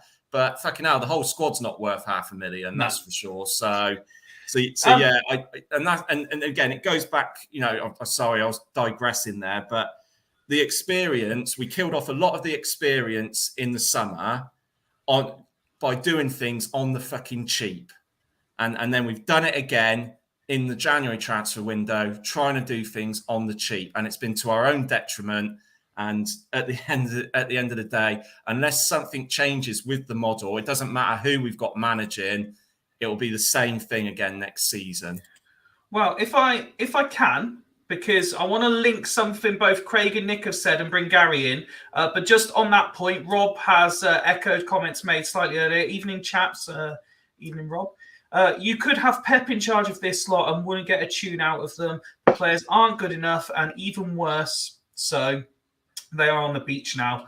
Impossible job at the moment. Gary, welcome. How are you, sir? Evening all. Some technical issues and a daughter's tooth fall out suddenly this evening, so it's been a bit of a. Oh, we've got a visit from the Tooth Fairy this evening. Yeah, we have. Yeah, at some point. Lovely. I want to ask you about the mentality question, and from two different angles, if I may. The first one, linking into what was, again, if you haven't listened to it, go back and listen to the latest episode of Low Strangers. It is a good listen with Dan on there. He uses the word, he was talking about the transfer policy at this point, but he uses the word arrogance almost, and he was going on to describe how, despite knowing what it takes in League Two, we were like, no, we don't need to follow what everyone else is doing. We're going to do it our way and etc. Let me use the same terminology. Do you think this inability, as Woody so brilliantly highlighted earlier, this inability to hold on to a lead, this inability to play for 90 minutes, do you think there's a certain arrogance within the playing squad? Do they think they're better and more capable than they actually are? And similarly, if we're going on the Morris subject, is he arrogant to think that his way of doing things is the only way to get results, and that's why he keeps blaming the players because he doesn't have this? But equally, I put out and I realise I'm a nightmare for using Fools Rush In for venting my own emotions. I do have to get in the habit of swapping Twitter handles when I'm venting. But I put out a tweet that said, I have no words, but what's possibly worse is I'm not surprised, I'm not hurt, and I'm not angry. So is it right for particularly someone like myself to criticise the players for not putting it in if I'm not as emotionally invested in it by not being surprised and let down when they do this sort of shit stuff that they're doing at the end of games? But are we connected to the club this season? Are we connected to any of the players this year? Do we really? We're rocketing up the. We're rocketing up the. What was that table that we did so well in? The fan index or something. The fan index, yeah. Yeah. Great. Let's see if we're so high up in the next one. But generally, I hate this fucking model. I generally hate this. I generally do. I can't stand it. Why have we got the Swindon way? It's bollocks. There is no Swindon way. Fuck off. No, there isn't. But we've got into this mode. Every chairman that comes in, we must play the Swindon way. We did it under Power. The Tottenham young players came in. Some were all right. Most of them were shit. I can't understand why we got these young players in that are too lightweight. They get pushed around. They get bullied off the ball. When we're surprised why we can see late goals and lose games. I'm not surprised at all. And I can see it coming on the weekends. I can see it coming. You knew we were conceding a goal. But you knew it. So could Jody, apparently. But it even makes it even worse. You admit to it. Change it then. Do something. Stop it. You're the fucking manager. I don't care if you think we're soft. If we're not good enough, but do something. I want to keep fucking losing games to Hartlepool. Away. Shit. It's a rant. It's just... Go on, you rant away. We love it. This is what we're here for. This is the sort of content people tune into Fools for. Get angry. Why are other clubs able to go out and get proper pros and play proper football in this league and get out? Why have we still got to have young players that come on loan from Chelsea, United, wherever they come from, and generally are too lightweight and get just nothing, offer nothing? And then we rely on the likes of Austin and Williams, and then they go off, and then we lose because the youngsters come on, or the little players that come on are no better. It's just, I just generally cannot stand this model. The Swindon way, it's just shit. Get rid of it. Go out and buy some proper, decent, bloody cloggers and get us out of this bloody league somehow. And who's to say that this is the Swindon way? I don't know where that's come from. But it's the Lou Macari way. We got back-to-back promotions off of that, and that wasn't pretty football, was it? It was well organised. This Swindon way come in when it was Cooper in charge and Williams, and this when we got the good we're still trying to ride the crest of that wave where we did get Luongo, Byrne, that were decent players. We had Jack Stevens, Jordan Turnbull. There's been some decent players, no doubt about it. But there's also been the likes of Parrott and those sort of players that were just dire. Yeah, but this is when we had a bit of success with that model that we're still trying to think that we can get success with it now, which I totally agree that we're not getting no success with it, but we're still trying to go with that we thought that was the right thing to do because we were winning games and we were at the top end of the league. And I do agree. We're just not getting that talent no more, whether it's down to contacts, because we're in League Two. When you get these Premier League loans things, it drips down the feed. So the Premier League will go, well, we've got some loanies that we're going to send out to the Championship that we feel are decent enough. Then it drips down to League One and drips down to League Two. So we're at the bottom of the pecking order, getting whatever's left, just getting the scraps that are left from these clubs. And some of them you'll unearth a bit of a gem and you'll get a decent one. Yeah. And then the rest of them are absolutely awful. Yeah. And you know what I mean? And this is the problem with being in League Two. And Craig said it earlier. If you're in League One, the model might work a little bit better because you might get a few more better ones that might help you go to that next level of the Championship. But you're not getting any of the good ones in League Two. So we need to rip the sheet up and try and get out of this league, but we're not going to get out of this league doing it this way. When are the club going to realise we need to get out of this league? Nothing else matters. I don't care how we do it. I hate people that go, I couldn't stand Steve Evans. I would take Steve Evans in this football club, getting us out of this league 100% right now. It's like the club is gaslighting us by saying, well, we're playing this really good, pretty football. Good style football. If we pass out from the back. I'm not saying that it is good. I'm not saying that it is good. I don't think it is good. But that's what they try. And some of our fans buy it because they think, I like the football. It's really good, attractive football. It's not. It's boring. Shit. It is shit. It has been shit all season. Has anyone watched the 0-0 against Gillingham? Or the defeat against Crewe? The game. The fucking draw against Wimbledon. It is absolute shite. Stop saying that it's pretty football, that it's good attacking football. It's not. How many games have we failed to score this season? And here's the thing. Are anyone going to come in and buy any of our players for profit? Generally. No, it's it. The only player that I had in January until he got injured, the only one was Clayton. That was the only one that I thought, hang on a minute, we might have found someone here and we could have. But after his injury, he's come back and he hasn't been the same player. I don't think, I think he's one of those that is struggling. I think he's still picking up niggly injuries and he's struggling to find his form. Wakeling maybe going on, somewhere. But I just can't have it. No one. It all just revolves round to, again, Clayton, a youngster that's come in, that's done all right, played his best football when he had an experienced head next to him. And and I'll keep going on about it because it's got something has got to change. And like Gary said, the model, it's just not going to work. It's not going to get us out of this league. Regardless of whether you believe, McDonald makes a difference, Gladwin makes a difference, 100%. Iandolo after his injury, whether he makes a difference. For me, and you used the word contacts or connections a couple of minutes ago, was there? The absolute biggest loss, bigger loss than McCurdy, bigger loss than Payne, bigger loss than anyone else, was Chorley. I think Chorley, and it's a different season. Yeah. I don't think anyone could disagree with that, could they? No. I think we have a completely different season if Chorley's still here. Yeah. Even if it's, and again, this is all we it's a joke in our WhatsApp group because of the context behind it, but we throw the word speculation about a lot now these last few days and weeks. I'm speculating here, but whether it's Chorley and Lindsay, Chorley and Morris, Chorley and anyone else, I think it's a different season. And that's going right back to pre-season. Yeah, go back. But I honestly think, and I'll put my head out here, if McDonald and Gladwin were still here, we're in the playoffs.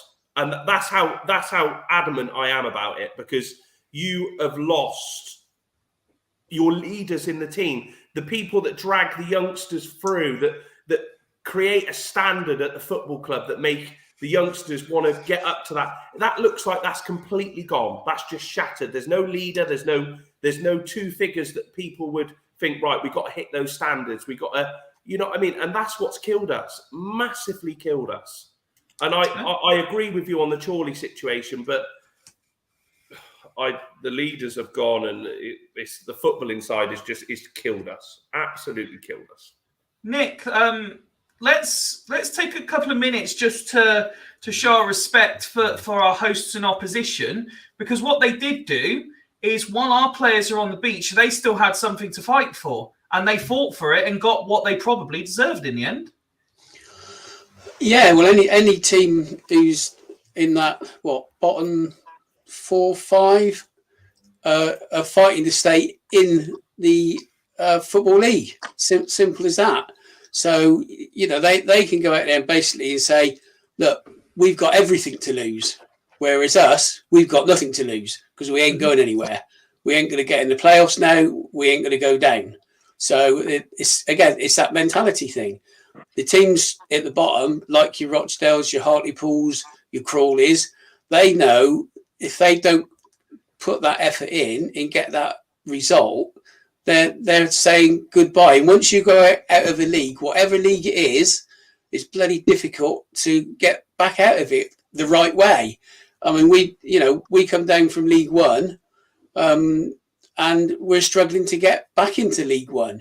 Yep. And you can look at that teams. You look at the teams that have gone into the National League, and how long it takes them to get back out of it. Like Notts County, they're up there at the moment, but that's taken them quite a few seasons to get back there. So once you do drop out, and that's why teams at the bottom in our league are fighting for their lives. They've got players, and I'll tell you the big difference. And we talk about experience in players' age. Majority of our players are young, single, probably without a great deal of commitments. The majority of players in League Two are older, got kids, mortgages, and they've got to fight to make sure they stay in that league and they get that decent pay packet.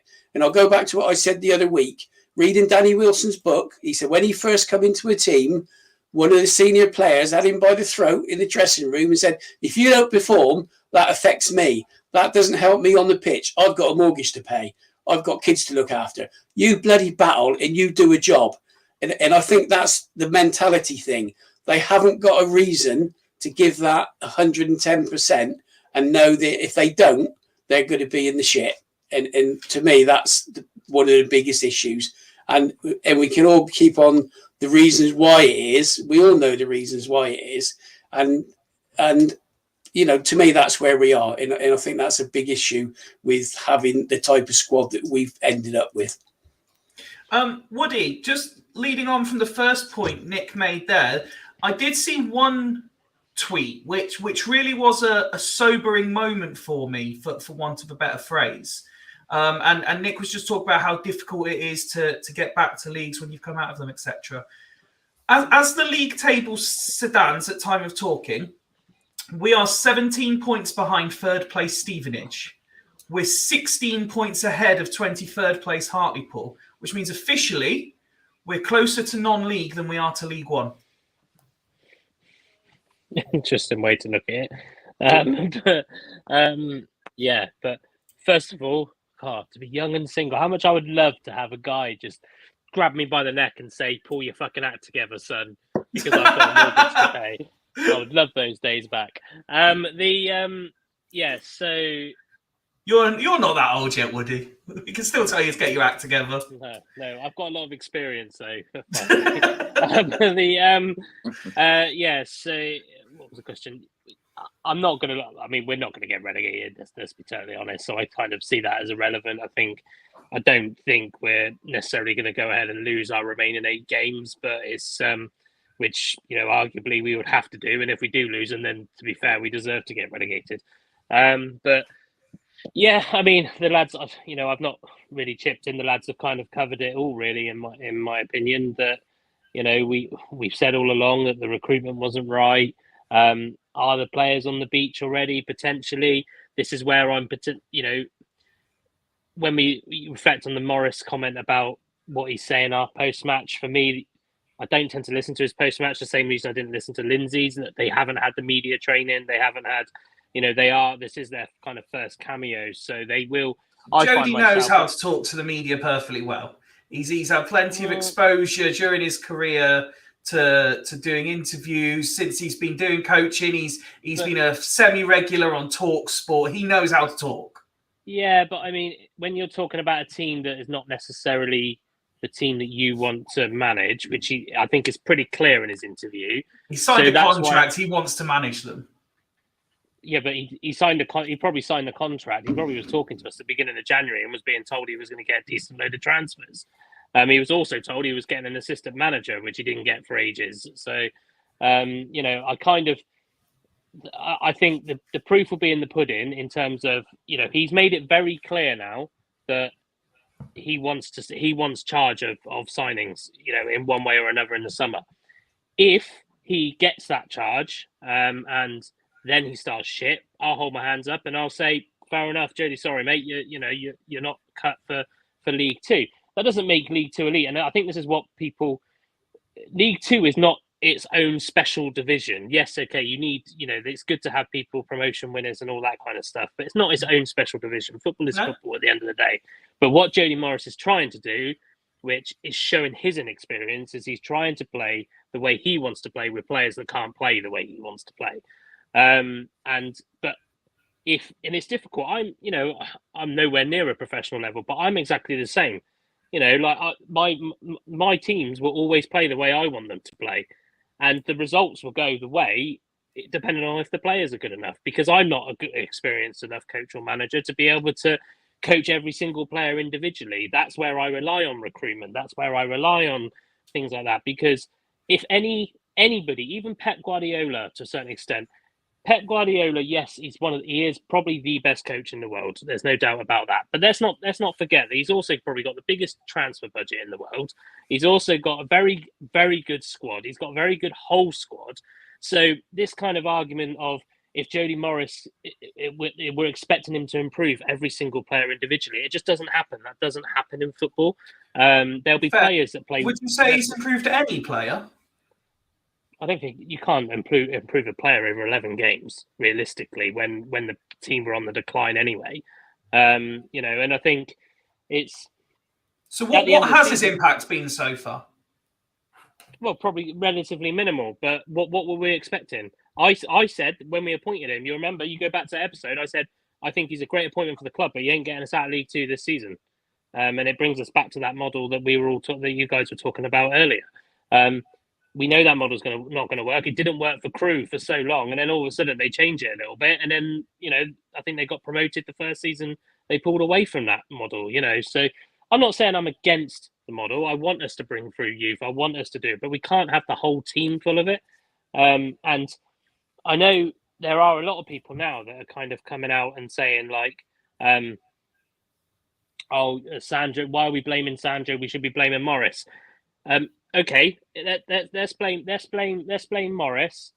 Sandro's not sacking him because Morris has got two wins and 11.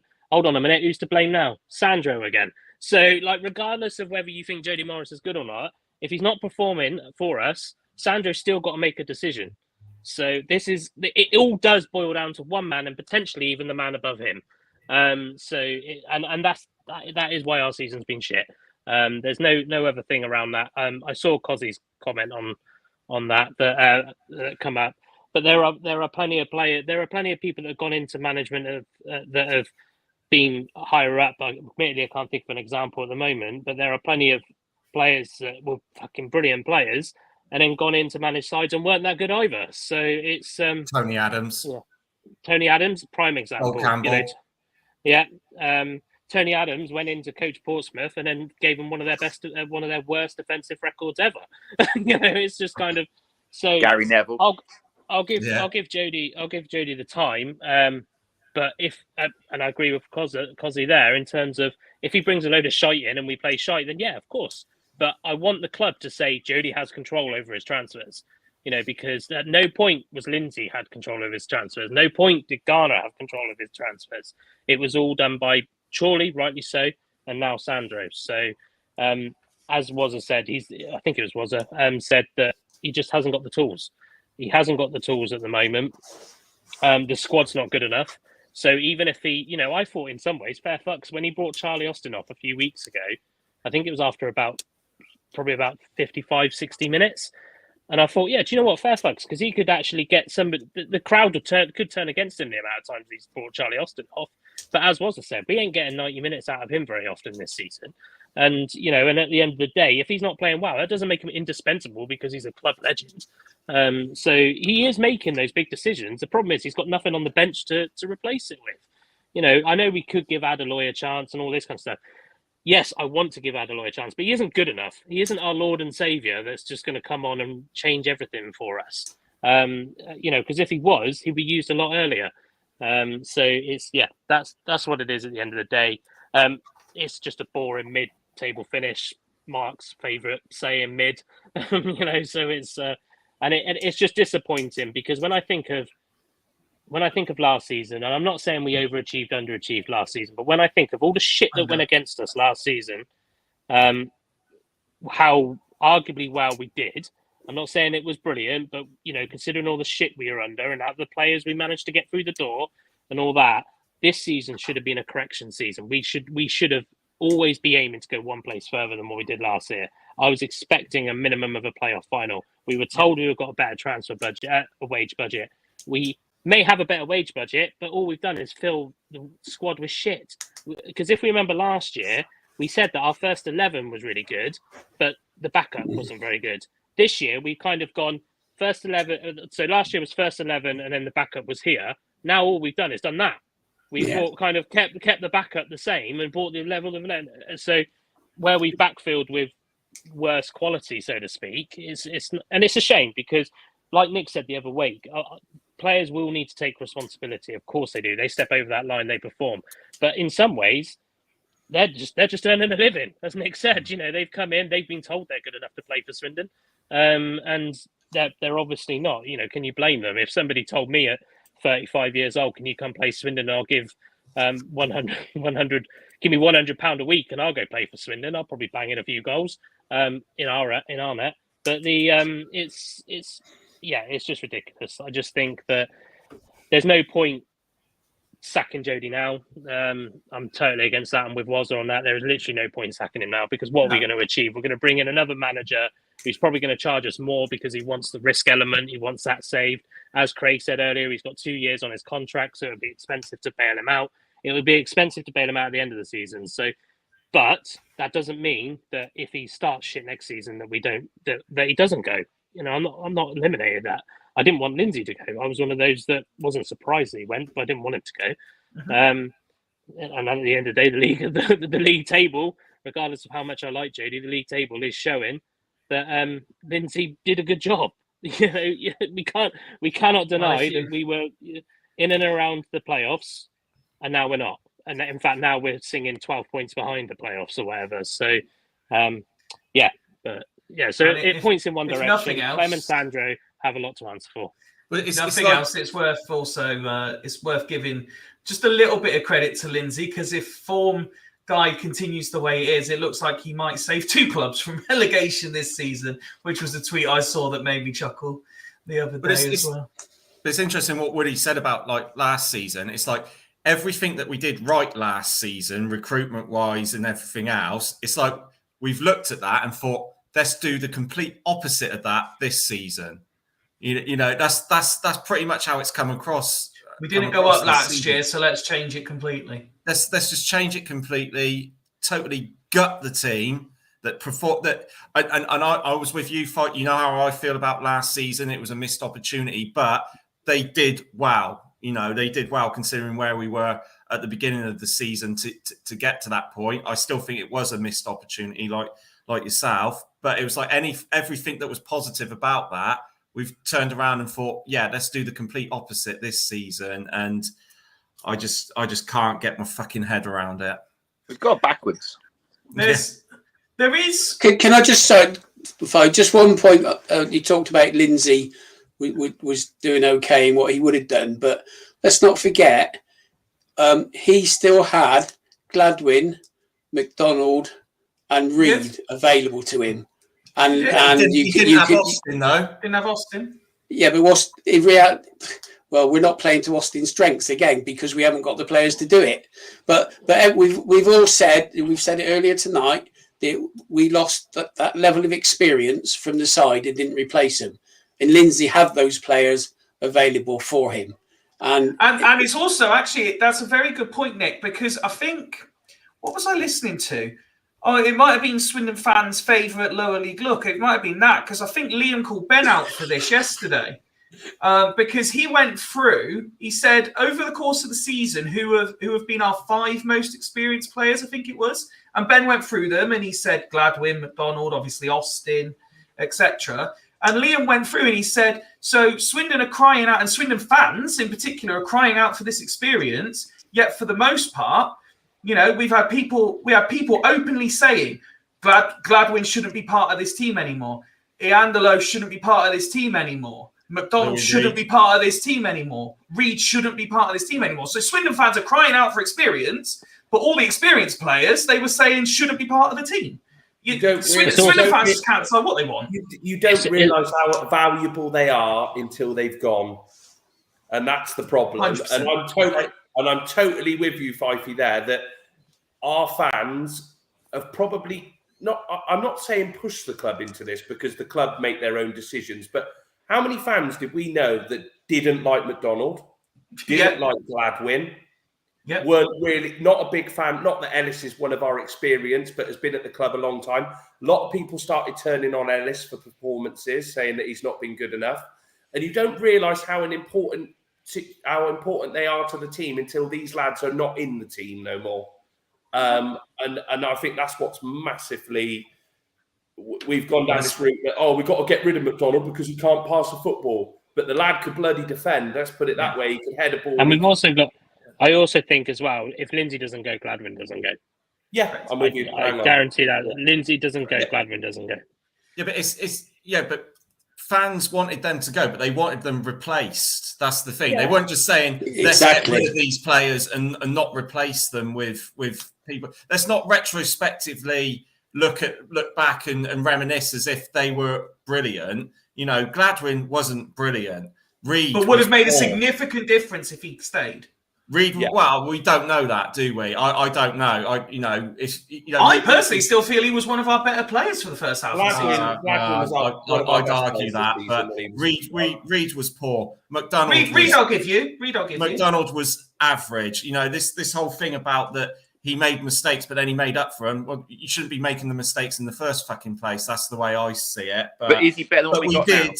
But we did miss that experience. But fans weren't saying get rid of them and bring in inexperienced players. They wanted people who were better than those players, who were average at best this season, and they wanted players with experience. I think. Sorry, I think you've got to take a big pinch of salt in what fans say, because there will be as many fans would say Gladwin, for instance, is absolute crap. And there'll be as many fans say he's a good player and he's decent. I had many an argument with my son. He didn't rate Gladwin. I did. And you could go through every player you've talked about that's gone in, McDonald. You'll have as many people saying he wasn't good enough. It's to players, people say, even on this panel, we disagree on whether a player is decent or not. So forget what fans say. It's the club that run it. It's the people running the club. They're the ones that are making the decisions, not the fans. And if the club let a few fans influence them, well, we are in big trouble, aren't we? Simple as that. And also, I said this last week. It's the delay in the management appointment, because Gladwin left a week before the transfer window closed, wasn't it? Yeah, less than a week. Why has that come out in the last week and we haven't recruited? There's no way that's just been a sudden Gladwin's going to go that way. Allegedly Gladwin was told he was going. He was told earlier on in January that he was going. They didn't want to renew his contract, especially after Lindsay left. So why weren't we on it? Why weren't we replacing? We knew Reid was going to go. I think even the fans knew Reid was going to go come about November time when he just was never playing. McDonald, obviously there's a separate issue there potentially, but it's unproven obviously, but it's kind of, we all knew these players were going. The guys at the top knew these players were going, and that's the biggest problem. And I guarantee it will be said at some point, it will be a slip of the tongue. Sandra will be asked, or maybe even Clem will be asked, why did we not sign to replace, or why did we not replace to sign? They'll say the manager appointment took too long in January. They'll probably take some responsibility of that, but they won't care. And they'll say we didn't replace what we needed to sign. And it's just a couple of points on the manager side of it with the delay. I think from what we hear is Artau was massively favoured for the job, wasn't he? Everyone thought it was going to be Artau. I don't think the club approached Morris. I think Morris made himself available. I think the club thought that Morris was out of reach. I don't think they thought that they would have any chance of getting Morris through the door, whether that's down to his pedigree, where he was at, whether he was in a job or, So it was only that makes sense because he wasn't even in the running, was he? He just appeared out of nowhere. He just appeared out of nowhere. So he's obviously talked to someone at the football club and gone, look, no, I fancy this. This is a bit of me. And you can't blame the club for going, you know what, if we feel that Morris is a better step than what Artau would have been, then that's the reason. But all you would want is a bit of clarity. Now, I totally get Morris coming in, and the first thing he's saying is that we're around the playoffs and he's going to go, I want to get us in the playoffs. That's not a problem with that. But we didn't replace, which we've all just said and we've all gone through. And I've kind of like, you just, as fans, you don't want to hear it. But I think behind the scenes, they're secretly just thinking to themselves, we're going to have to write this one off. We're going to, and hopefully the whispers that you hear and what Morris is saying, that he is going to get more control.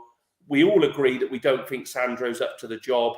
Morris is going to get more control in what he wants to build. And that will be the big thing about it. And we can judge it then early part of the new season. He was never going to come in and say, oh, I'm not going to get us into the playoffs, was he? But in his head, when he's come in and seen the players for the first 2 weeks, he would have known they're not up to it. And he would have known that they're not good enough. You know what I mean? And whether he thought he could have turned it around or not.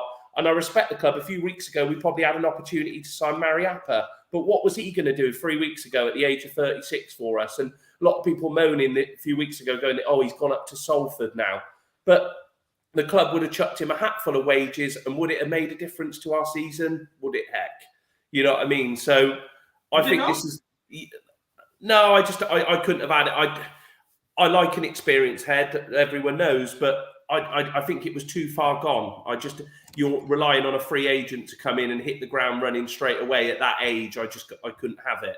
So look, let's give the club. We hate to say it. I hate a dead season, but it is that, and we're going to have to build for next year. The club's got to look at themselves, haven't they? The club have got to look at themselves from top to bottom. This 100%. Isn't about just the players. This isn't about Morris. It isn't about Sandro. This is about Clem and above and everyone else from top to bottom going, we need to get this right next season. We've cocked this season up again. There is one positive, Gary, that because as is often the way, particularly after another bad result, these things can be quite negative. There is one positive I want to throw at you. But just before I do that, and I fully expect everybody now to say yes if I take a quick straw poll. There is a lot of talk online about the magical 8 points to surpass our worst ever Football League season. We need 8 points from the remaining 9 games.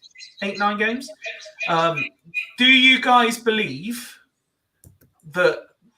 Have you seen enough? And when you look at the fixtures we've got left, will we get 8 or more points? Gary, I'll start with you. You'd like to think so. I can't remember who we've got left now. I mean, we know Mansfield are on the list, Bradford are on the list, Tranmere are on the list. They're potentially 2 or 3 defeats. Crawley, of course, are on the list. Well, I mean, you'd like to think we could beat Crawley, at least.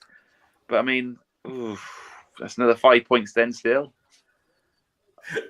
You're not sounding too convinced that we're going to get them. I don't know. Yes, I'll say yes. Yes, okay. Craig, will we get at least the 8 points between now and the end of the season? Sorry, I had to change because my laptop was dying. What was the what was it? What was the 8 points? So 8 points. As long as we get a minimum 8 points, we surpass our worst ever Football League finish. So can you see us on current form getting those 8 points between now and the end of the season? Not on current form, but I'm not like it could go. It's probably 50-50. I'm going to cop out, I'm afraid, mate. I'd say it's a 50-50 chance. Okay, was there? Any team that we play for the rest of the season that's got something to play for, we won't get anything from them. I can't see us getting anything from Mansfield. Tranmere have got a new manager coming in the door. They'll get a bounce. Barrow are still in for the playoffs. Bradford, no chance. Wimbledon and Crewe are probably the only games that I can see us having any chance of picking any points up from, you know what I mean, or on the win aspect side of it. Yeah, we might get a point of something like that in one of those games that I mentioned that I didn't think we had a chance. But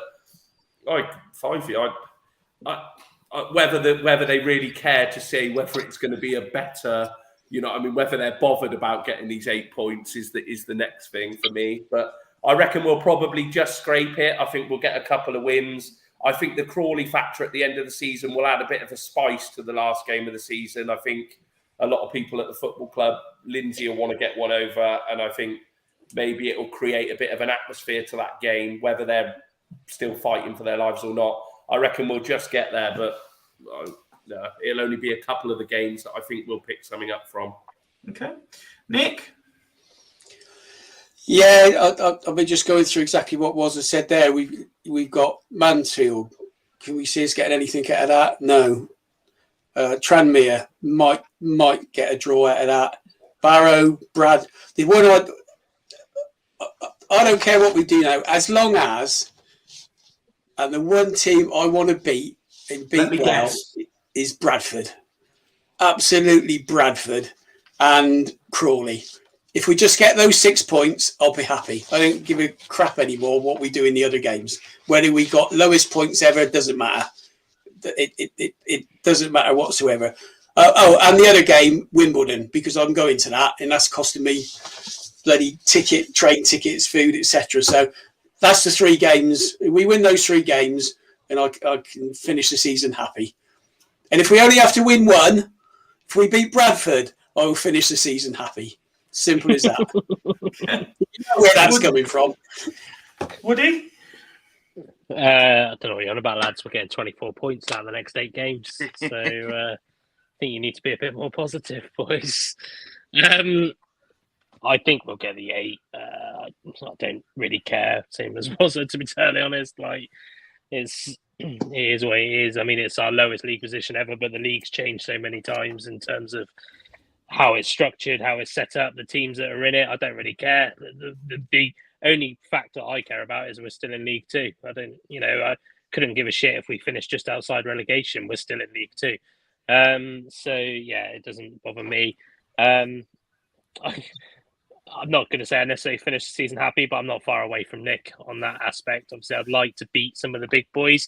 It almost feels like now, and I hate being that team, but it almost feels like now I want us to become a little bit of a decider in terms like, making that different. Bradford need to beat us to guarantee playoffs or something like that. Just to add something to the game would be quite nice. I mean, I'm like Wazza, I'll go to a game and still want Swindon to win, obviously, but it would just be quite nice to go to a game where teams have got something to play for. So at least we know then that one team's going to play good football and actually put on a bit of a game. So, but I do think we'll get the 8 points, but probably we'll only get 8. But yeah, I don't know where they're going to come from. They'll probably come against like Stevenage, Mansfield, and Bradford is probably where they come against, because that's the Swindon way. Swindon way. Just said to wind Craig up. Gary, I mentioned that there is one positive, and I've probably been more guilty than just about anybody else on this panel this season of giving players stick and calling them out for lackluster performances. But what I would say is over the last couple of games, and it is only the last couple of games, Hepburn Murphy does look like that there is something there is definitely a player there. Yeah, I think 100%. And I think the Low Strangers touched this earlier on, didn't they? They were talking about Hepburn Murphy and saying, "There's a player we've got to sign for next season." Yeah, he's got a bit of pace about him. Clearly got a shot on him. Yeah, sign him up for next season. Let's see what he can get fit and get going. Why not? Because let's be honest, we're not building a whole new squad next season, are we? Some of these players are going to be sticking around potentially. Mm-hmm. You know, we're not going to be having a massive clear out, but you've got to look at the options of who we can keep on, and I would definitely put Hepburn Murphy as one that I'd like to stay. Yeah, no, 100%. 100%. Does anyone have anything they want to add from Hartlepool before we move on? It was shit. Can I just say, Fifey, this was brought up by the Low Strangers about how our recruitment was hamstrung. We do come up with our own content as well. We don't just listen to Low Strangers. I know. And talk about their stuff. Inevitably, there's a bit of crossover. We'd have ended up talking about this anyway. But one good point that they did make was that the amount of days that it's taken us to make 2 managerial appointments has been 52 days to make 2 managerial appointments from when Garner left and from when Lindsay left and before appointing, their replacements and everything. 52 days and that's part of the problem. What other club does that? Maybe once in a season, but twice in a season. It goes back to how amateurish we are from top to bottom. And I'm sorry for all the good that Clem has done and for all the good that Rob Angus has done with the sponsorships. Yay, brilliant. We've got 100 sponsorships this season. Brilliant. But when it comes to football, these people, they don't know how to run the fucking club from a football point of view. Whether it's Clem, Rob Angus, Zav, whoever the people are behind the scenes, they don't know fuck all from the football point of view, and it's showed this season. So they missed Chorley because Chorley was the football man. Yeah, exactly. That's what I mean. They just don't, for all the good, and they have done good, Clem and Rob, but yeah, from the football side they don't. And yeah, the biggest difference has been, like you said, Gary, Chorley. Okay, we have one more main topic we want to talk about, but just before we do, just a little sort of note for the diaries, so to speak. It's a bank holiday weekend, this coming weekend, so we are altering our schedule accordingly. Friday night, we are going to start at the earlier time of 7 p.m. with a kind of on the whistle match reaction. Once all the BBC coverage, etc., has finished, we will be on air, a panel of us, and we welcome you to join us before you go out for whatever it is Swindon fans do on a Friday night on a bank holiday weekend. Which, from what I understand from reading one headline in the advert, isn't very much, because did I not see some comedian has called out Swindon as a soulless bumhole of a town because he couldn't sell tickets? I'm sure I saw that in the advert, which is class. But yes, we'll be starting at the earlier time of 7 on Friday night for a kind of on-the-whistle match reaction. And then on Easter Monday for the away game, there is going to be a Fool's Rush watch-along. The likes of Craig and I think Nick's put his name down to be involved again. Friday Night Joe's, I think, put his name down to be involved in this one as well, among a few others. So that'll be a fascinating watch on Easter Monday. We will obviously share more details of that on Friday so that everyone knows, but just to reiterate, 7 p.m. for the on the whistle stuff on Friday night, and then a watch along on Easter Monday. Not making plans for Nigel Falls. Craig had an idea for our final topic for this evening, which I sent you all some prep to do. A little bit of stat work. So I hope you all did your homework in time for this one.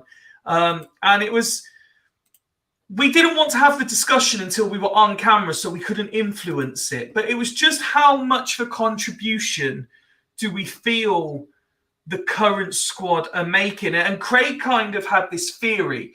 If we were rating the players out of 10, how, where do we all individually see the squad? And I think, Craig, forgive me if I'm quoting this wrong. You said if the average squad was working in and around an 8, that's automatic promotions. In and around a 7, you said was sort of playoffs. If it's below a 6, you're really talking relegation form or a relegation squad.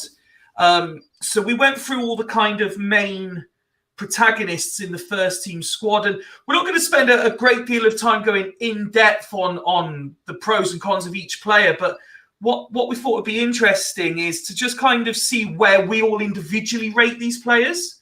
So if I just sort of go through the squad as they were listed, and we can all fire a rating out there. As it was your brainchild, Craig, I'll allow you to go first. So how did you rate Bryn's contribution? I gave him 7 out of 10, I believe. He was solid for the first part of the season. He does seem to have declined slightly in the second part of the season. He's looked a little bit off the pace, and he doesn't seem to command his area as well as what we'd like. But yeah, I'd say 7 out of 10, and he's saved us in a few games as well. So yeah, I mean, he's said himself that he's looking to challenge the number 1 spot at Middlesbrough. I don't think he's good enough for that, not by a long shot, but he's definitely a very good League 2 goalkeeper. Gary? 7. Was it? Yeah, I agree, 7. I see you've all gone straight numbers. This is interesting. I went a little bit more decimal point on mine. Woody? 6. Overrated. Yeah, Nick?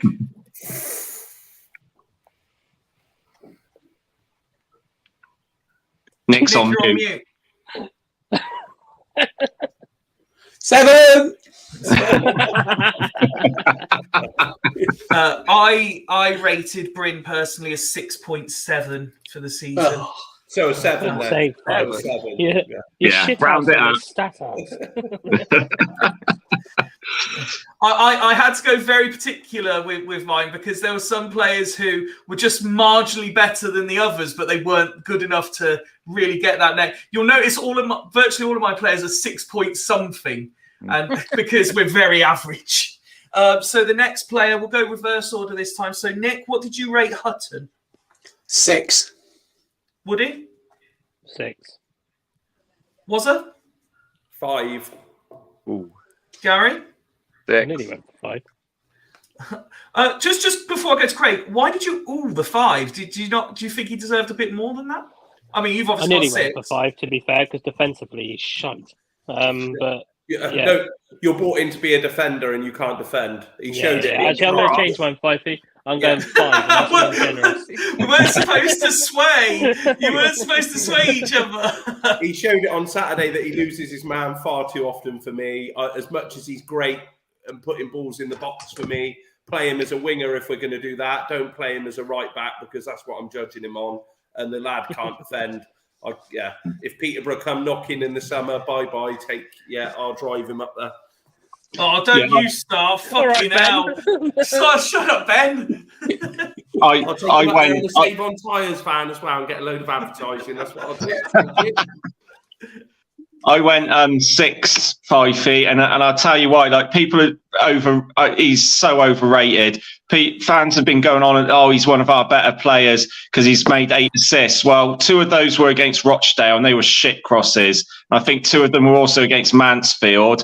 So in a total of 6 games where he's made assists, he's played arguably well. What about the rest of those games? He just goes missing. He's not assists, and 8 times he's lost his man at the back stick to exactly. He is way overrated, and if we get a decent bid for him, let him go, because I think Lavinia needs to be given a chance ahead of him, because at the moment Hutton's stifling his chances, and I just really think we're better off without him. I think this is going to be interesting as this goes by, because I've just seen comments coming through like this one where it says "fuck him off," thumbs up, agreeing with the comments being said. I gave Hutton a 6.6 rating. 7 then. Fucking Fifey, don't rate it out of 10 if you're just going to rate it out of either 6 or 7. Fifey, I don't know why you were surprised about the ratings, because I sent you my ratings first, and not one of them was a 0.6 or 6.8 or anything like that. Yeah, but my problem is, and as I tried to explain, I think this squad is so average that I could have just given every player a 6. But that kind of defeated the object. So I kind of had to go that extra level to differentiate who was slightly better than somebody else. No, fair dues. So by my metric, Bryn is 0.1 better than Hutton. Wazza, let's start with you this time for Lavinia. 6. Hadn't seen enough of him to really give a massive judgment. He's had a couple of good impacts in some games, but yeah, 6 for me. Nick? So, I was going to say exactly the same. I haven't really seen enough of him, but I'll give it a 6. Craig? Yeah, 6 for the same reasons. Gary? 6. There's a player in there, but we haven't seen enough yet. Woody? I was gonna go 7 just because I've liked what I've seen. If we're talking about what he's delivered, I'm going to say 7. If we're talking about effectiveness over the season, I'm going to say 6 because we haven't seen enough of him. For exactly that same reason, I gave him a 6.8. See, this is where I needed your decimal thing. Yeah, that's what I'm saying. Because although you should have explained exactly what we could have done. To clarify, to be are fair, we rating the player based on their performances or based on their effectiveness? It's purely your interpretation. Because to be fair, like I said, this was Craig's idea, and I'm the only one that's done it differently. Look, I've got some players that are going to be under 5. But when you said about the relegation thing, I was like, can I give them that score? But I am. I have. Score. Yeah. Oh, so have I. So have I, Wazza. Don't worry about that, mate. I've got a couple of 1s in there. Woody, let's come to you next. Actually, no, sorry. I can't start with you for this one. We have to start with Wazza for Clayton. I'm always going to be slightly biased. Up until the injury, he was a 9 for me. So I'm going to balance it out, and I'm going to go for, because it can't be total. I'm going to still give him a 7. I think he's still. Okay. I still think there's a player in there. I still think if we keep him, he's a future captain of our football club. I like the player. I honestly do. I think if you give him an experienced head next to him, he will thrive again next season. And I think he just needs to get this season out of the way. But 7 for me. I think he's a great potential, and we need to keep older players like him. I will try. If you're helping us to rate these players like Christian is, I will try and flash your ratings up as well so we can see where we are. Woody, Clayton. 6. Gary? Again, I can only look at the last part of the season. Okay. Gary? Yep, I go on 7. 7, okay. Nick? I'll give him a 6. Craig? Yeah, I gave him 7. Okay. I gave him a 6.7. Oh, 7. Yes, 7. Woody, I said you could go first last time, so you could go first this time with Brewitt.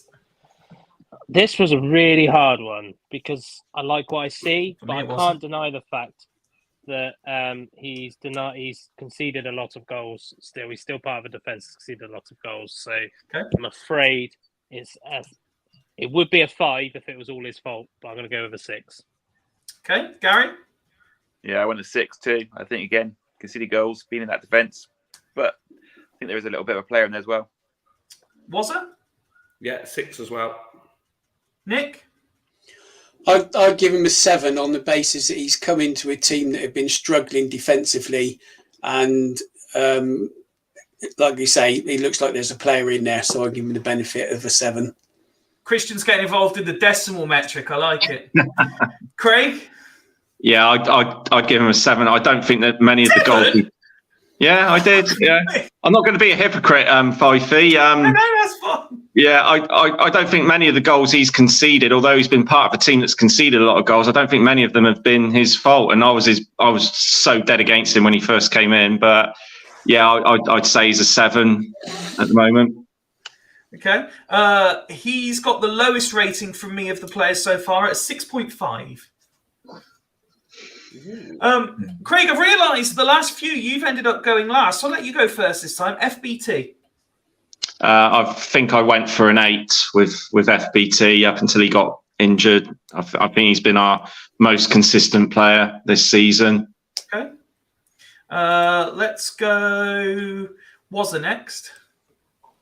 Yeah, I didn't go as high as an 8. I think 7. I was kind of looking up into the injury, but yeah, he's been definitely one of our better players. And yeah, 7. Okay, Woody. My AirPods have died, so hopefully you can hear me okay. Yeah, we can. I don't rate FBT as highly as a lot of people do, so I'm going to go for a 6.5. Nice. Gary? Yeah, I went 8. I think he's been one of our best performers, so definitely above everyone else. Okay. Nick? Yeah, I went 8 as well, considering he's supposed to be a fullback and played most of the season at centre half and about the only player that could head a ball. Just to give you an idea of how the rest of this is going to go, he's got my highest rating of the whole squad at exactly 7. Not 0.2 or nothing. There like is that. not one player. I know he sticks his head on the line, but we criticise Hutton. I think you need to look back at some of the goals we've conceded this season at FBT. Okay. Genuinely, I mean that in the nicest way, because I think he's all right. He's done a very good job where he plays, but I think you need to have a look at some of the goals we've conceded this season and have a look at his positioning. Have a look at Wakeland sending off and look at FBT's positioning. Nowhere near as shit as Hutton defensively. I'm not saying. I'm sorry, Woody. You can't even put him in the same. No. But you have a look at how many mistakes he's making, and let's not forget. Yes, he is a convert. He did convert to centre back, but he had not played centre back before. So it wasn't an alien position for him because he played centre back for Burton before as well. But all I'm saying is I think he's good. I think he puts his head where it needs to be. I'm not denying that. I like him because of that. But I think you'll find if you look at a lot of goals we conceded this season, have a look at FBT. I agree. He's not a fault for goals, but he's definitely been one of our better defenders if we had to pick a best. To be fair, mate, I've been one of our better defenders. Gary, let's start with you this time. Tomlinson. 6. Just don't see enough of him. He seems to stay fit, alone. Nick? Yeah, I've gone 6 as well. Woody? 6. Craig? Yeah, 6. Not seen enough. And Wazza? I went a grade lower. I went 5. I've seen more of Lavigne than I have Tomlinson, so I was kind of like, I can't deny that there's a player there. Are we going to see him next season? Maybe not. I don't know. So yeah, for me, 5. I've gone 6.5 for Tomlinson. Nick, do you want to give us a rating for Minton? I've gone a 7 for him because I think again when he's come in, to me he's looked decent. Again, young kid coming into a struggling defence. I think he did everything that was asked of him, so I've given him a 7. Okay, Woody? It's hard to look beyond a 6 for me. I agree with Nick's points, but I think we just haven't seen enough of him. Craig? Was it Minton? Yeah. Yeah, 6 for me. Gary? 6. And Wazza? Yeah, 6 for me. I've given him a 6.7. So 7. 7. How generous of you. Thank you. This one might be interesting. Nick, Alice and Rhi. I've given him a 5. Okay. Based on the last, I would say, 4 or 5 games that I can remember that he played, he was absolutely terrible. Okay. So he's played some decent games probably earlier in the season, but the latter part of when he was played and still in the side, he was getting ratings of 2, 3. To me, he was that poor. So I've given him a 5. Okay. Craig? Yeah, I'll give him a 5 as well. It just hasn't been his season this season. Gary? 6. Woody? I'm going to be the bad guy. I've given him a 4. We're going low numbers now. I like him, but he's just been literally. And I know it's not his fault, as Nick said before, but he's been ineffective this season. When he's come on, wherever we put him, the Andelo last season played in different positions and was a lot more effective. And we haven't used him. He's got a 4, probably primarily because of how we've used him this season. But unfortunately, I've just been and then obviously add the injury into that. So effectiveness over the season, unfortunately, I've just not seen anything from him. Okay, Sorry. that's fine. Apart from the Northampton game. He was class in the Northampton game. Was it? I gave him a 5. I gave him a 5.5. Oh God. So to everyone else, I should have done this for Ellis actually, because there's one of our favourite friends who again struggles, and we'll just refer to him as Ian Dolo. So to the rest of us, the next player on the list is George McEachran, or as he was referred to by said favourite fool's friend last night on Lower League Look, McCression. I would like to start with Gary for this one, please. I went 7. I think there's a player there. Okay. Needs to be more, but Craig? I think I had him down as an 8, but when I think about it, he has declined the last few games when we've just been shit. So I'd put him down as a 7. Okay. Nick? I put him down as an 8. He looked to be a decent midfielder we've got. Woody? 8. And was it? I just went 6. I think it was easy to. Honestly, No, that's fine, mate. You don't have to justify your ratings. It was easy to come in and look a bit good in our midfield. Do you know what I mean? That's true. Yeah, that's very true, Wazza. Yeah, a lad that had no pressure on him. Look, don't get me wrong. I totally agree, especially what Gary said. I think there's a player in there. He was a free agent after all. Yeah, and it's one of those. He knows Jody. I hope they can get more out of him, and he could be that player. But yeah, I hadn't really seen enough for me to give him a full higher rating than a 6. I gave him a very solid 6.8. So 7. 7, yeah. Was it? You can go first this time. Johnny Williams. Oh, I love Johnny Williams. I still think he goes through games and he doesn't have the influence, but when he's on a game and he's in and he influences the game, he's our best player for me. Mm-hmm. So I can't give him lower than a 7. I think I might get bartered down here by a few to say that he went to think of his negative sides, but I still think he's our best player. So I can't give him lower than a 7. Okay. Nick? I've given him a 5. I think he's been terrible. So, since the World Cup, I'd probably give him a 3. Prior to that, he was decent, so I've averaged it out a 5. He can't tackle. He spends so much time on his ass. He flops over all over the place. Somebody blows on him. Yes, he's a very skillful player, but since the World Cup, he's done nothing. So that's my reason. Nick the hatchet. Craig? I'd give him a 6. He'd have been a 7 before the World Cup, but he's got, again, like Hutton and many other players in this team, he just goes missing in too many games. I'm sorry. That's the way it goes.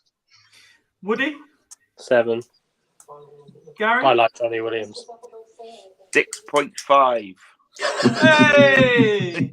Gary, I don't reckon you would have said a 6.5 though. What was your real answer? It was there. It's there. 6.5. No, it was a 6.5. Right. Yeah, I wrote it down. So I actually went with the same mentality as Nick, but maybe just not quite as extremist.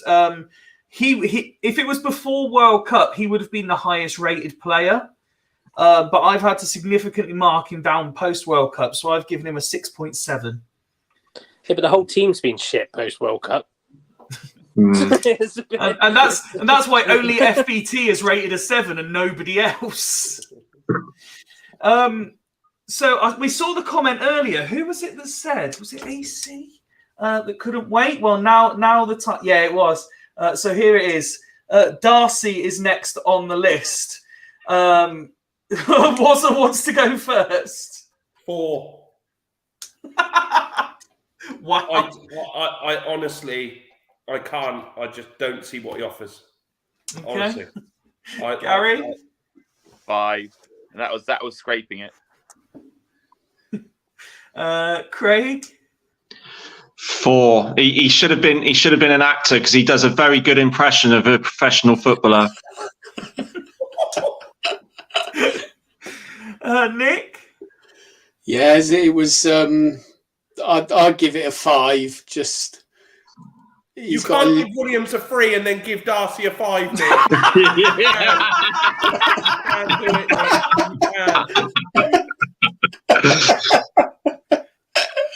Oh, I love this. I'll say no more. 5. Didn't rate him at Melksham that first time I saw him. Still don't rate him now. It's a 3 for me. Literally done nothing. An actual freebie given out. I gave him a 5.8. 10 out of 10 for effort, but then I try hard. I'm not a fucking 10 out of 10 for the quality. That's what I was about to say. You can't doubt he gets about the pitch, he works up. It's just not enough quality. There's no substance. And he's too lightweight. He's too lightweight. Yeah. Craig, would you like to go first for Kane? 5. He's just he had a few he was promising a little bit the first couple of games, but again he's just not. Yeah, I don't rate him at all. 5. Gary? 5. Don't see what he offers really. Was it? I'm a little bit different. I see a player there. I see him similar to the McKecker and Mould. He's not going to get no. I think I said McKecker. He is not. He is not even close. Kane is when you order last season's Louis Reed off of Wish. Fucking hell. Thank you, Sandro. I do think the kid has got something. I honestly do. I think he's got something. It's just not professional football ability. He's going to prove you all wrong next year, so I'm going to go for a solid 6. There's something there about that lad. Okay. I truly hope he does, Wazza. I do too. Thank you, Craig. Would he? Another player similar to Ellis in some ways has kind of been ruined by not being played correctly, in my opinion, and not being played at all. So the games I've seen, I know he's had some bad games, as read on Twitter and stuff, but from the games I've seen, I'll give him a 6. 6, okay, Nick? Yeah, I agree with Wazza on the same basis. I'll give him a 5. I think there is a player in there, hopefully with a good pre-season and ready to go. We might see something better, but I've kept it fairly low at a 5. I've given him the lowest score in the squad of a 4, and that's only because I thought it would be disrespectful to give him a 3 point something. I wanted to, but I've given him a 4. I love your scale, Fifey, where the majority of the players have got 6 and then you drop to 3. That's really interesting. Poor. He's poor player. Very poor player, in my opinion. Genuinely, how are you measuring him as poor? On what basis? Because his pass completion is pretty good. So the thing is, this is all about personal interpretation, and the thing is, my vote is more because I'm sat here. It means absolutely shit compared to yours because you lot see a lot more of these players than I do. But from what I've seen and from what I hear, he's just he's just poor. He offers nothing. And bear in mind, I'm the guy who was calling out Shade earlier in the season, and Shade has got a significantly higher score than Kane. Let's just throw that one out there. And now I'm being called out. I'm being called out for this now by Christian. Let's move swiftly on to Kaji and Nick. I might be being generous here, but I've given him a 5. Okay. Craig? 4. I think the best game I saw him in was when Hang on. No. No, you can't call me out for giving Kane a 4 and you give Kadji a 4. No. No, why not? The best game I saw him in was when he was a makeshift centre-back against, was it against Carlisle, I think? That's the best game I've seen him in, and he wasn't good in that one. Fifield, you're 3.8s and 7.9s. You got no right to call anybody out.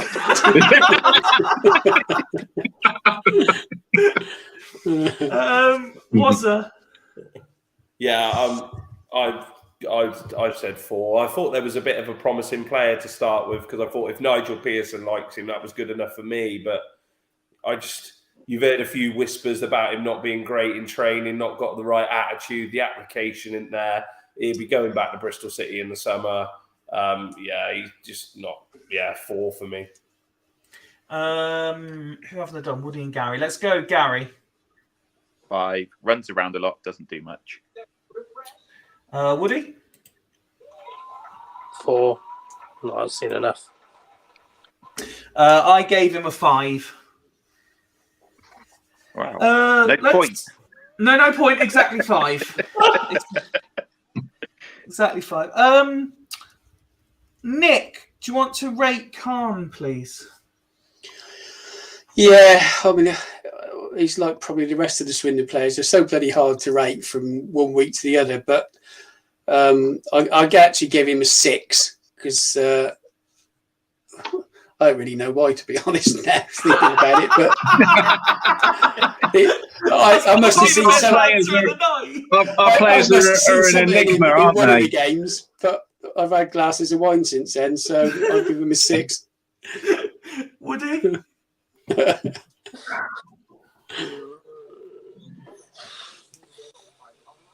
A very, very generous 6. Very generous. He pisses me off the amount of times he's not actually played. But when he does play, he's all right. So very generous 6. Craig? I'm going to go against my own ratings here. I'm going to give him a 6.5. Okay. Well, what's made you change your mind? No, I think I gave him a 7 on the list I sent you, but Woody's just reminded me about how much he's pissed me off with his, with the games that he's missed out on. So, Gary? 6. Disciplinary issues. Wazza? Yeah, my favourite line through this whole segment has been there's a player in there, and there definitely is with Khan. But he's just got a few issues that he needs to iron out. So he's a 6.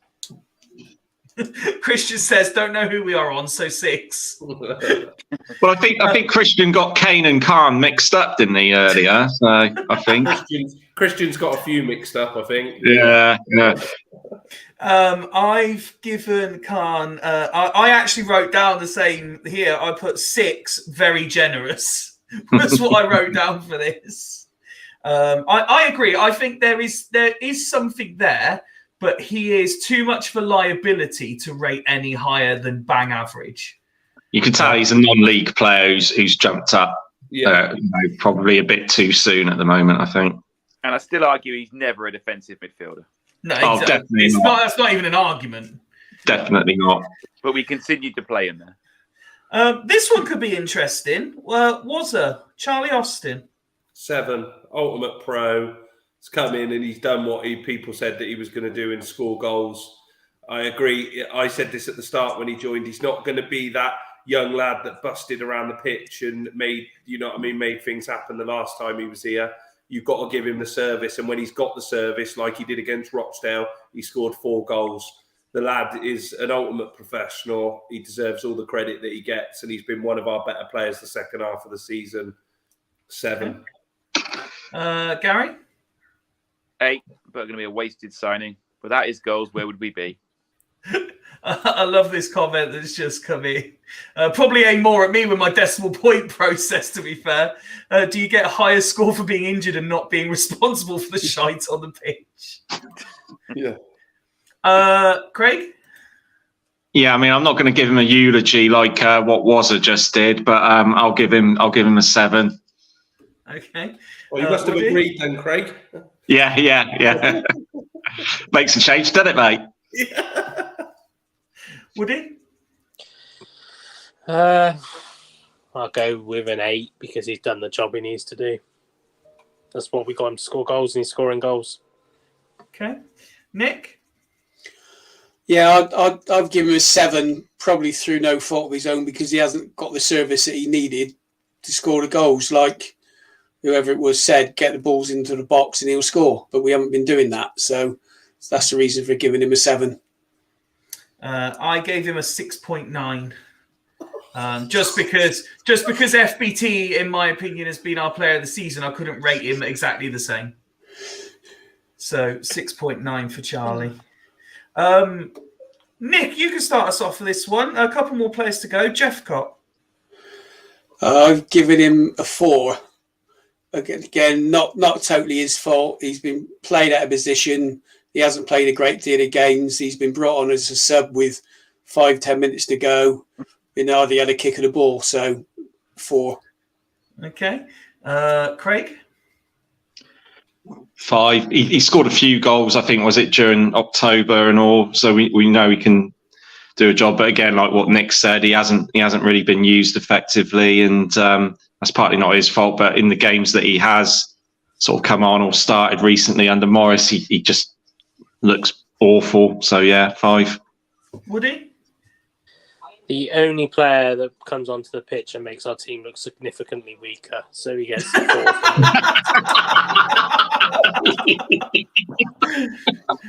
Gary? I gave him a 6 because his early form with his few goals, but he's Sorry, away. just to announce to anyone, it must be midnight because Woody's lights have just gone off on him, and he told us last time his lights automatically go off at midnight. Sorry, Gary, carry on. Yeah, so I said 6. He started well, scored a few goals, looked like there was a player there, but 6 is very generous. He's fallen off the cliff. Was there? Yeah, I gave him a 5, but it was probably could have been a point generous. I just think he looked all right. He looked a player for me at the start, but I just think he's totally confidence is shot, and I just think he's I can't give him more than that. I also gave him a 5 rating. Let's go, Gary. Wakeling. 7. Got it running. 7? Scored a few goals. Sending off was a bit pants, but apart from that.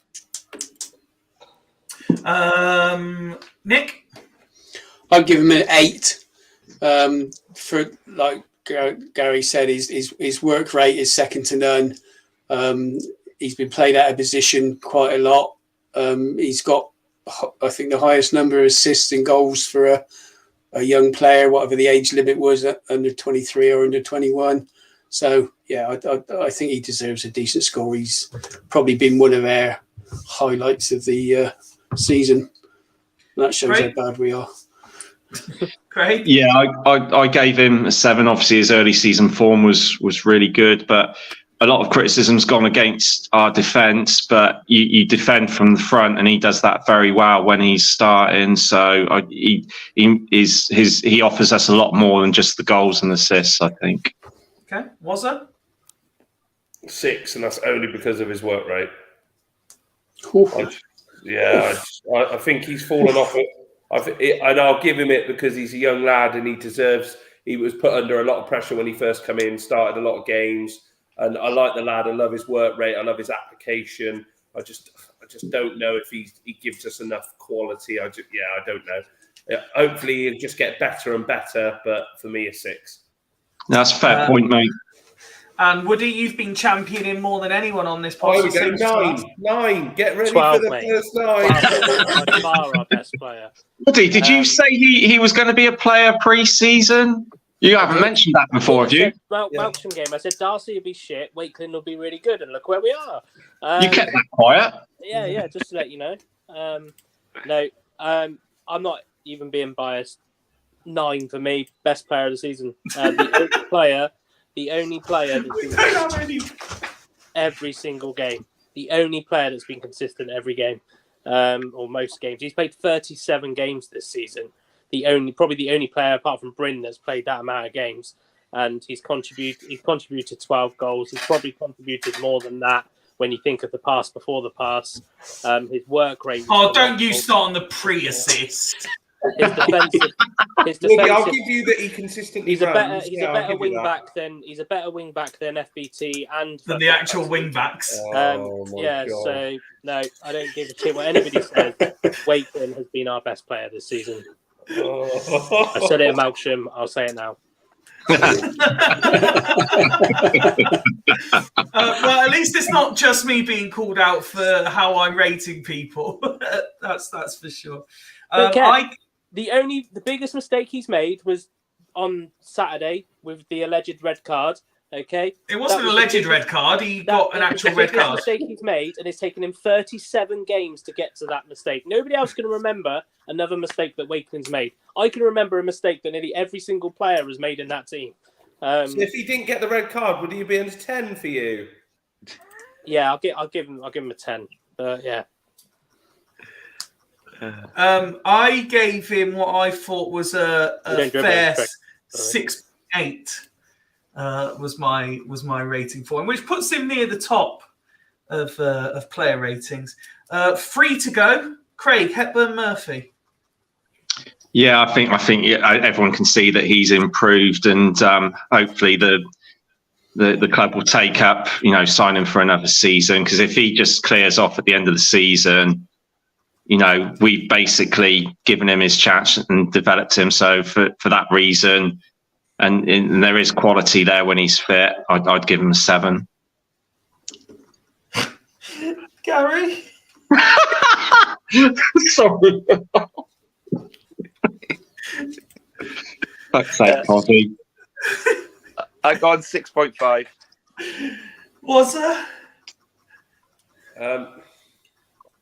I just get a horrible feeling with this lad that he's just putting himself in the shop window and then he's going to just not show any faith and commitment or anything to the football club at all, and he's just going to go in the summer. I honestly just think that's what's going to happen. He's blown too hot and cold for me. I'll give him a 6 because he does look lively, but yeah, I couldn't give him any more. Nick? I'll give him a 7. He's got some pace around him. He's starting to score some goals. The only danger, I hope the club aren't listening, because Craig said we've actually developed a player. And you know what happens if we develop a player? He'll be sold. So probably Craig and Wazza are probably correct. We'll fucking lose him next season after the work we've done. Woody? 6.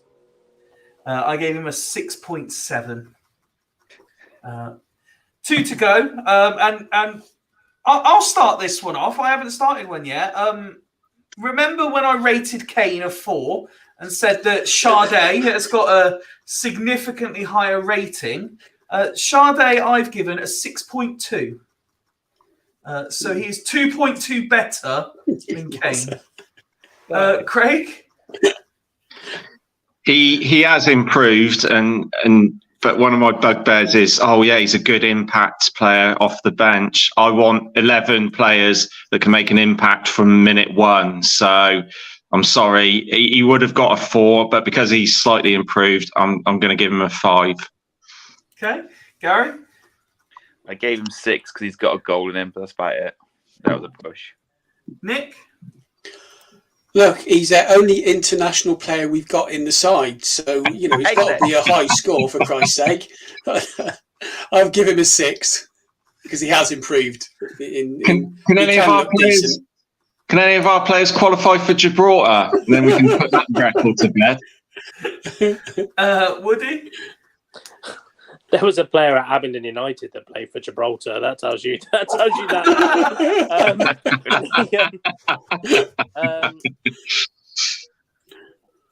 I feel harsh in some ways, but come on, 3-2, maybe 3 at a push, good games off the bench doesn't do it for me. We started him against Walsall and he was shit, so I'm going to go with 5.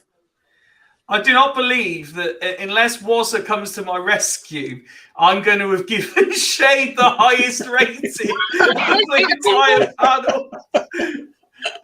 Wazza, I was actually going to come to you second until you just went to my 6.2. Like you was all saying.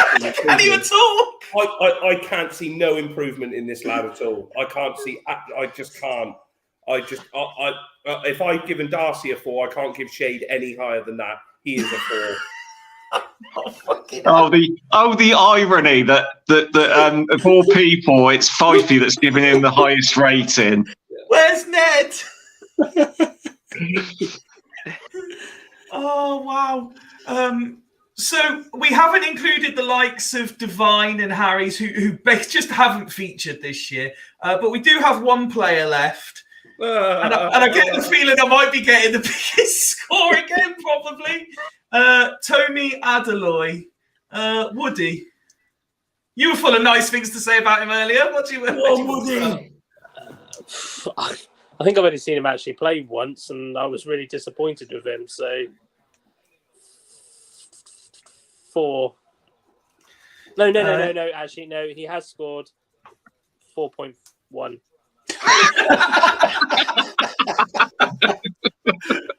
Was there? Yeah, he's not getting no higher than a 4. I kind of do feel a little bit sorry that we haven't seen enough of him, but there's reasons we haven't seen enough of him because he's not good enough. So it's a 4 for me. Okay, Nick. Yeah, I've given him a 4 on the same basis. I mean, sometimes you think there's got to be a player in there, but 2 managers haven't given him any minutes on the pitch. So 4. Gary. 5.5, and the 0.5 was for the goal. Lovely. Well, that boosts his fool's rating up slightly. Craig? Yeah, I'm afraid I have to give him a 5 as well. Okay. I've given him exactly 6.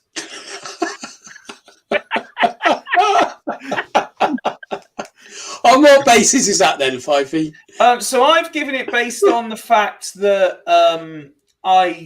I think that he gets himself, on the odd occasion he's actually allowed on the pitch, he at least gets himself in situations where he can have an effect.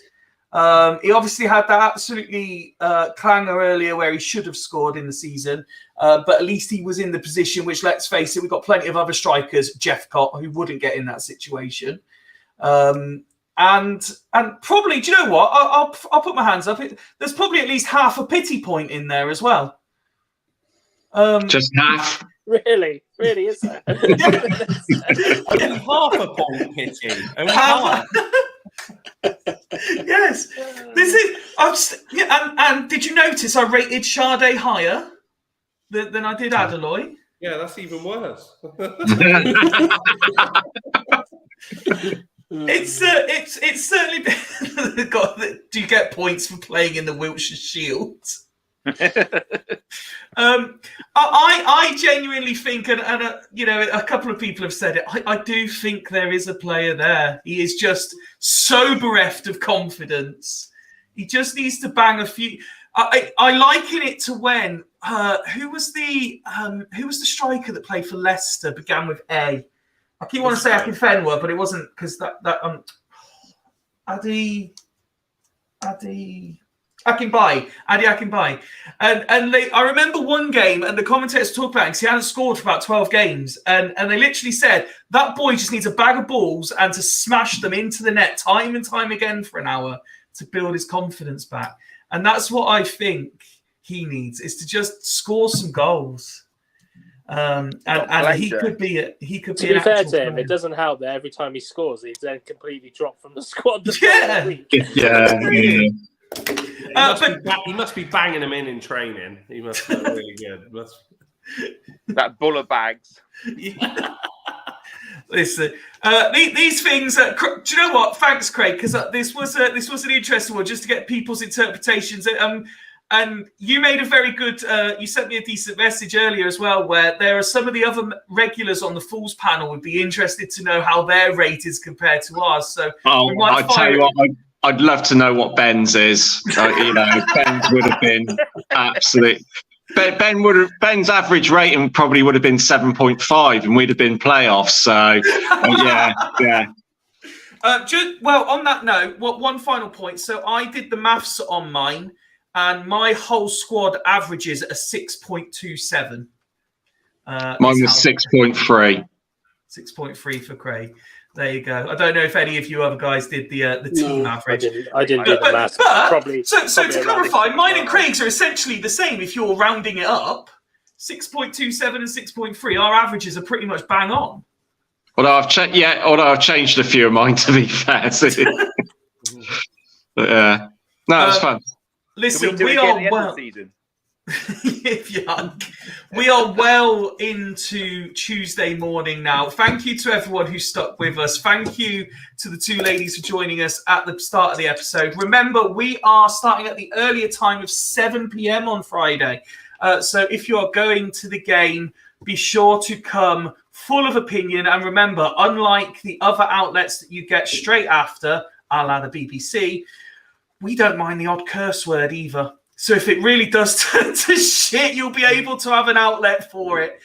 Gents, thank you very, very much. I will speak to you all throughout the week and no doubt see most of you on Friday. But until then, we have been Fools Rush In. Thank you very much for watching, or if you're listening to it back, we will see you Friday. Good night. Take my hand, take my whole life too, but I can't help falling in love.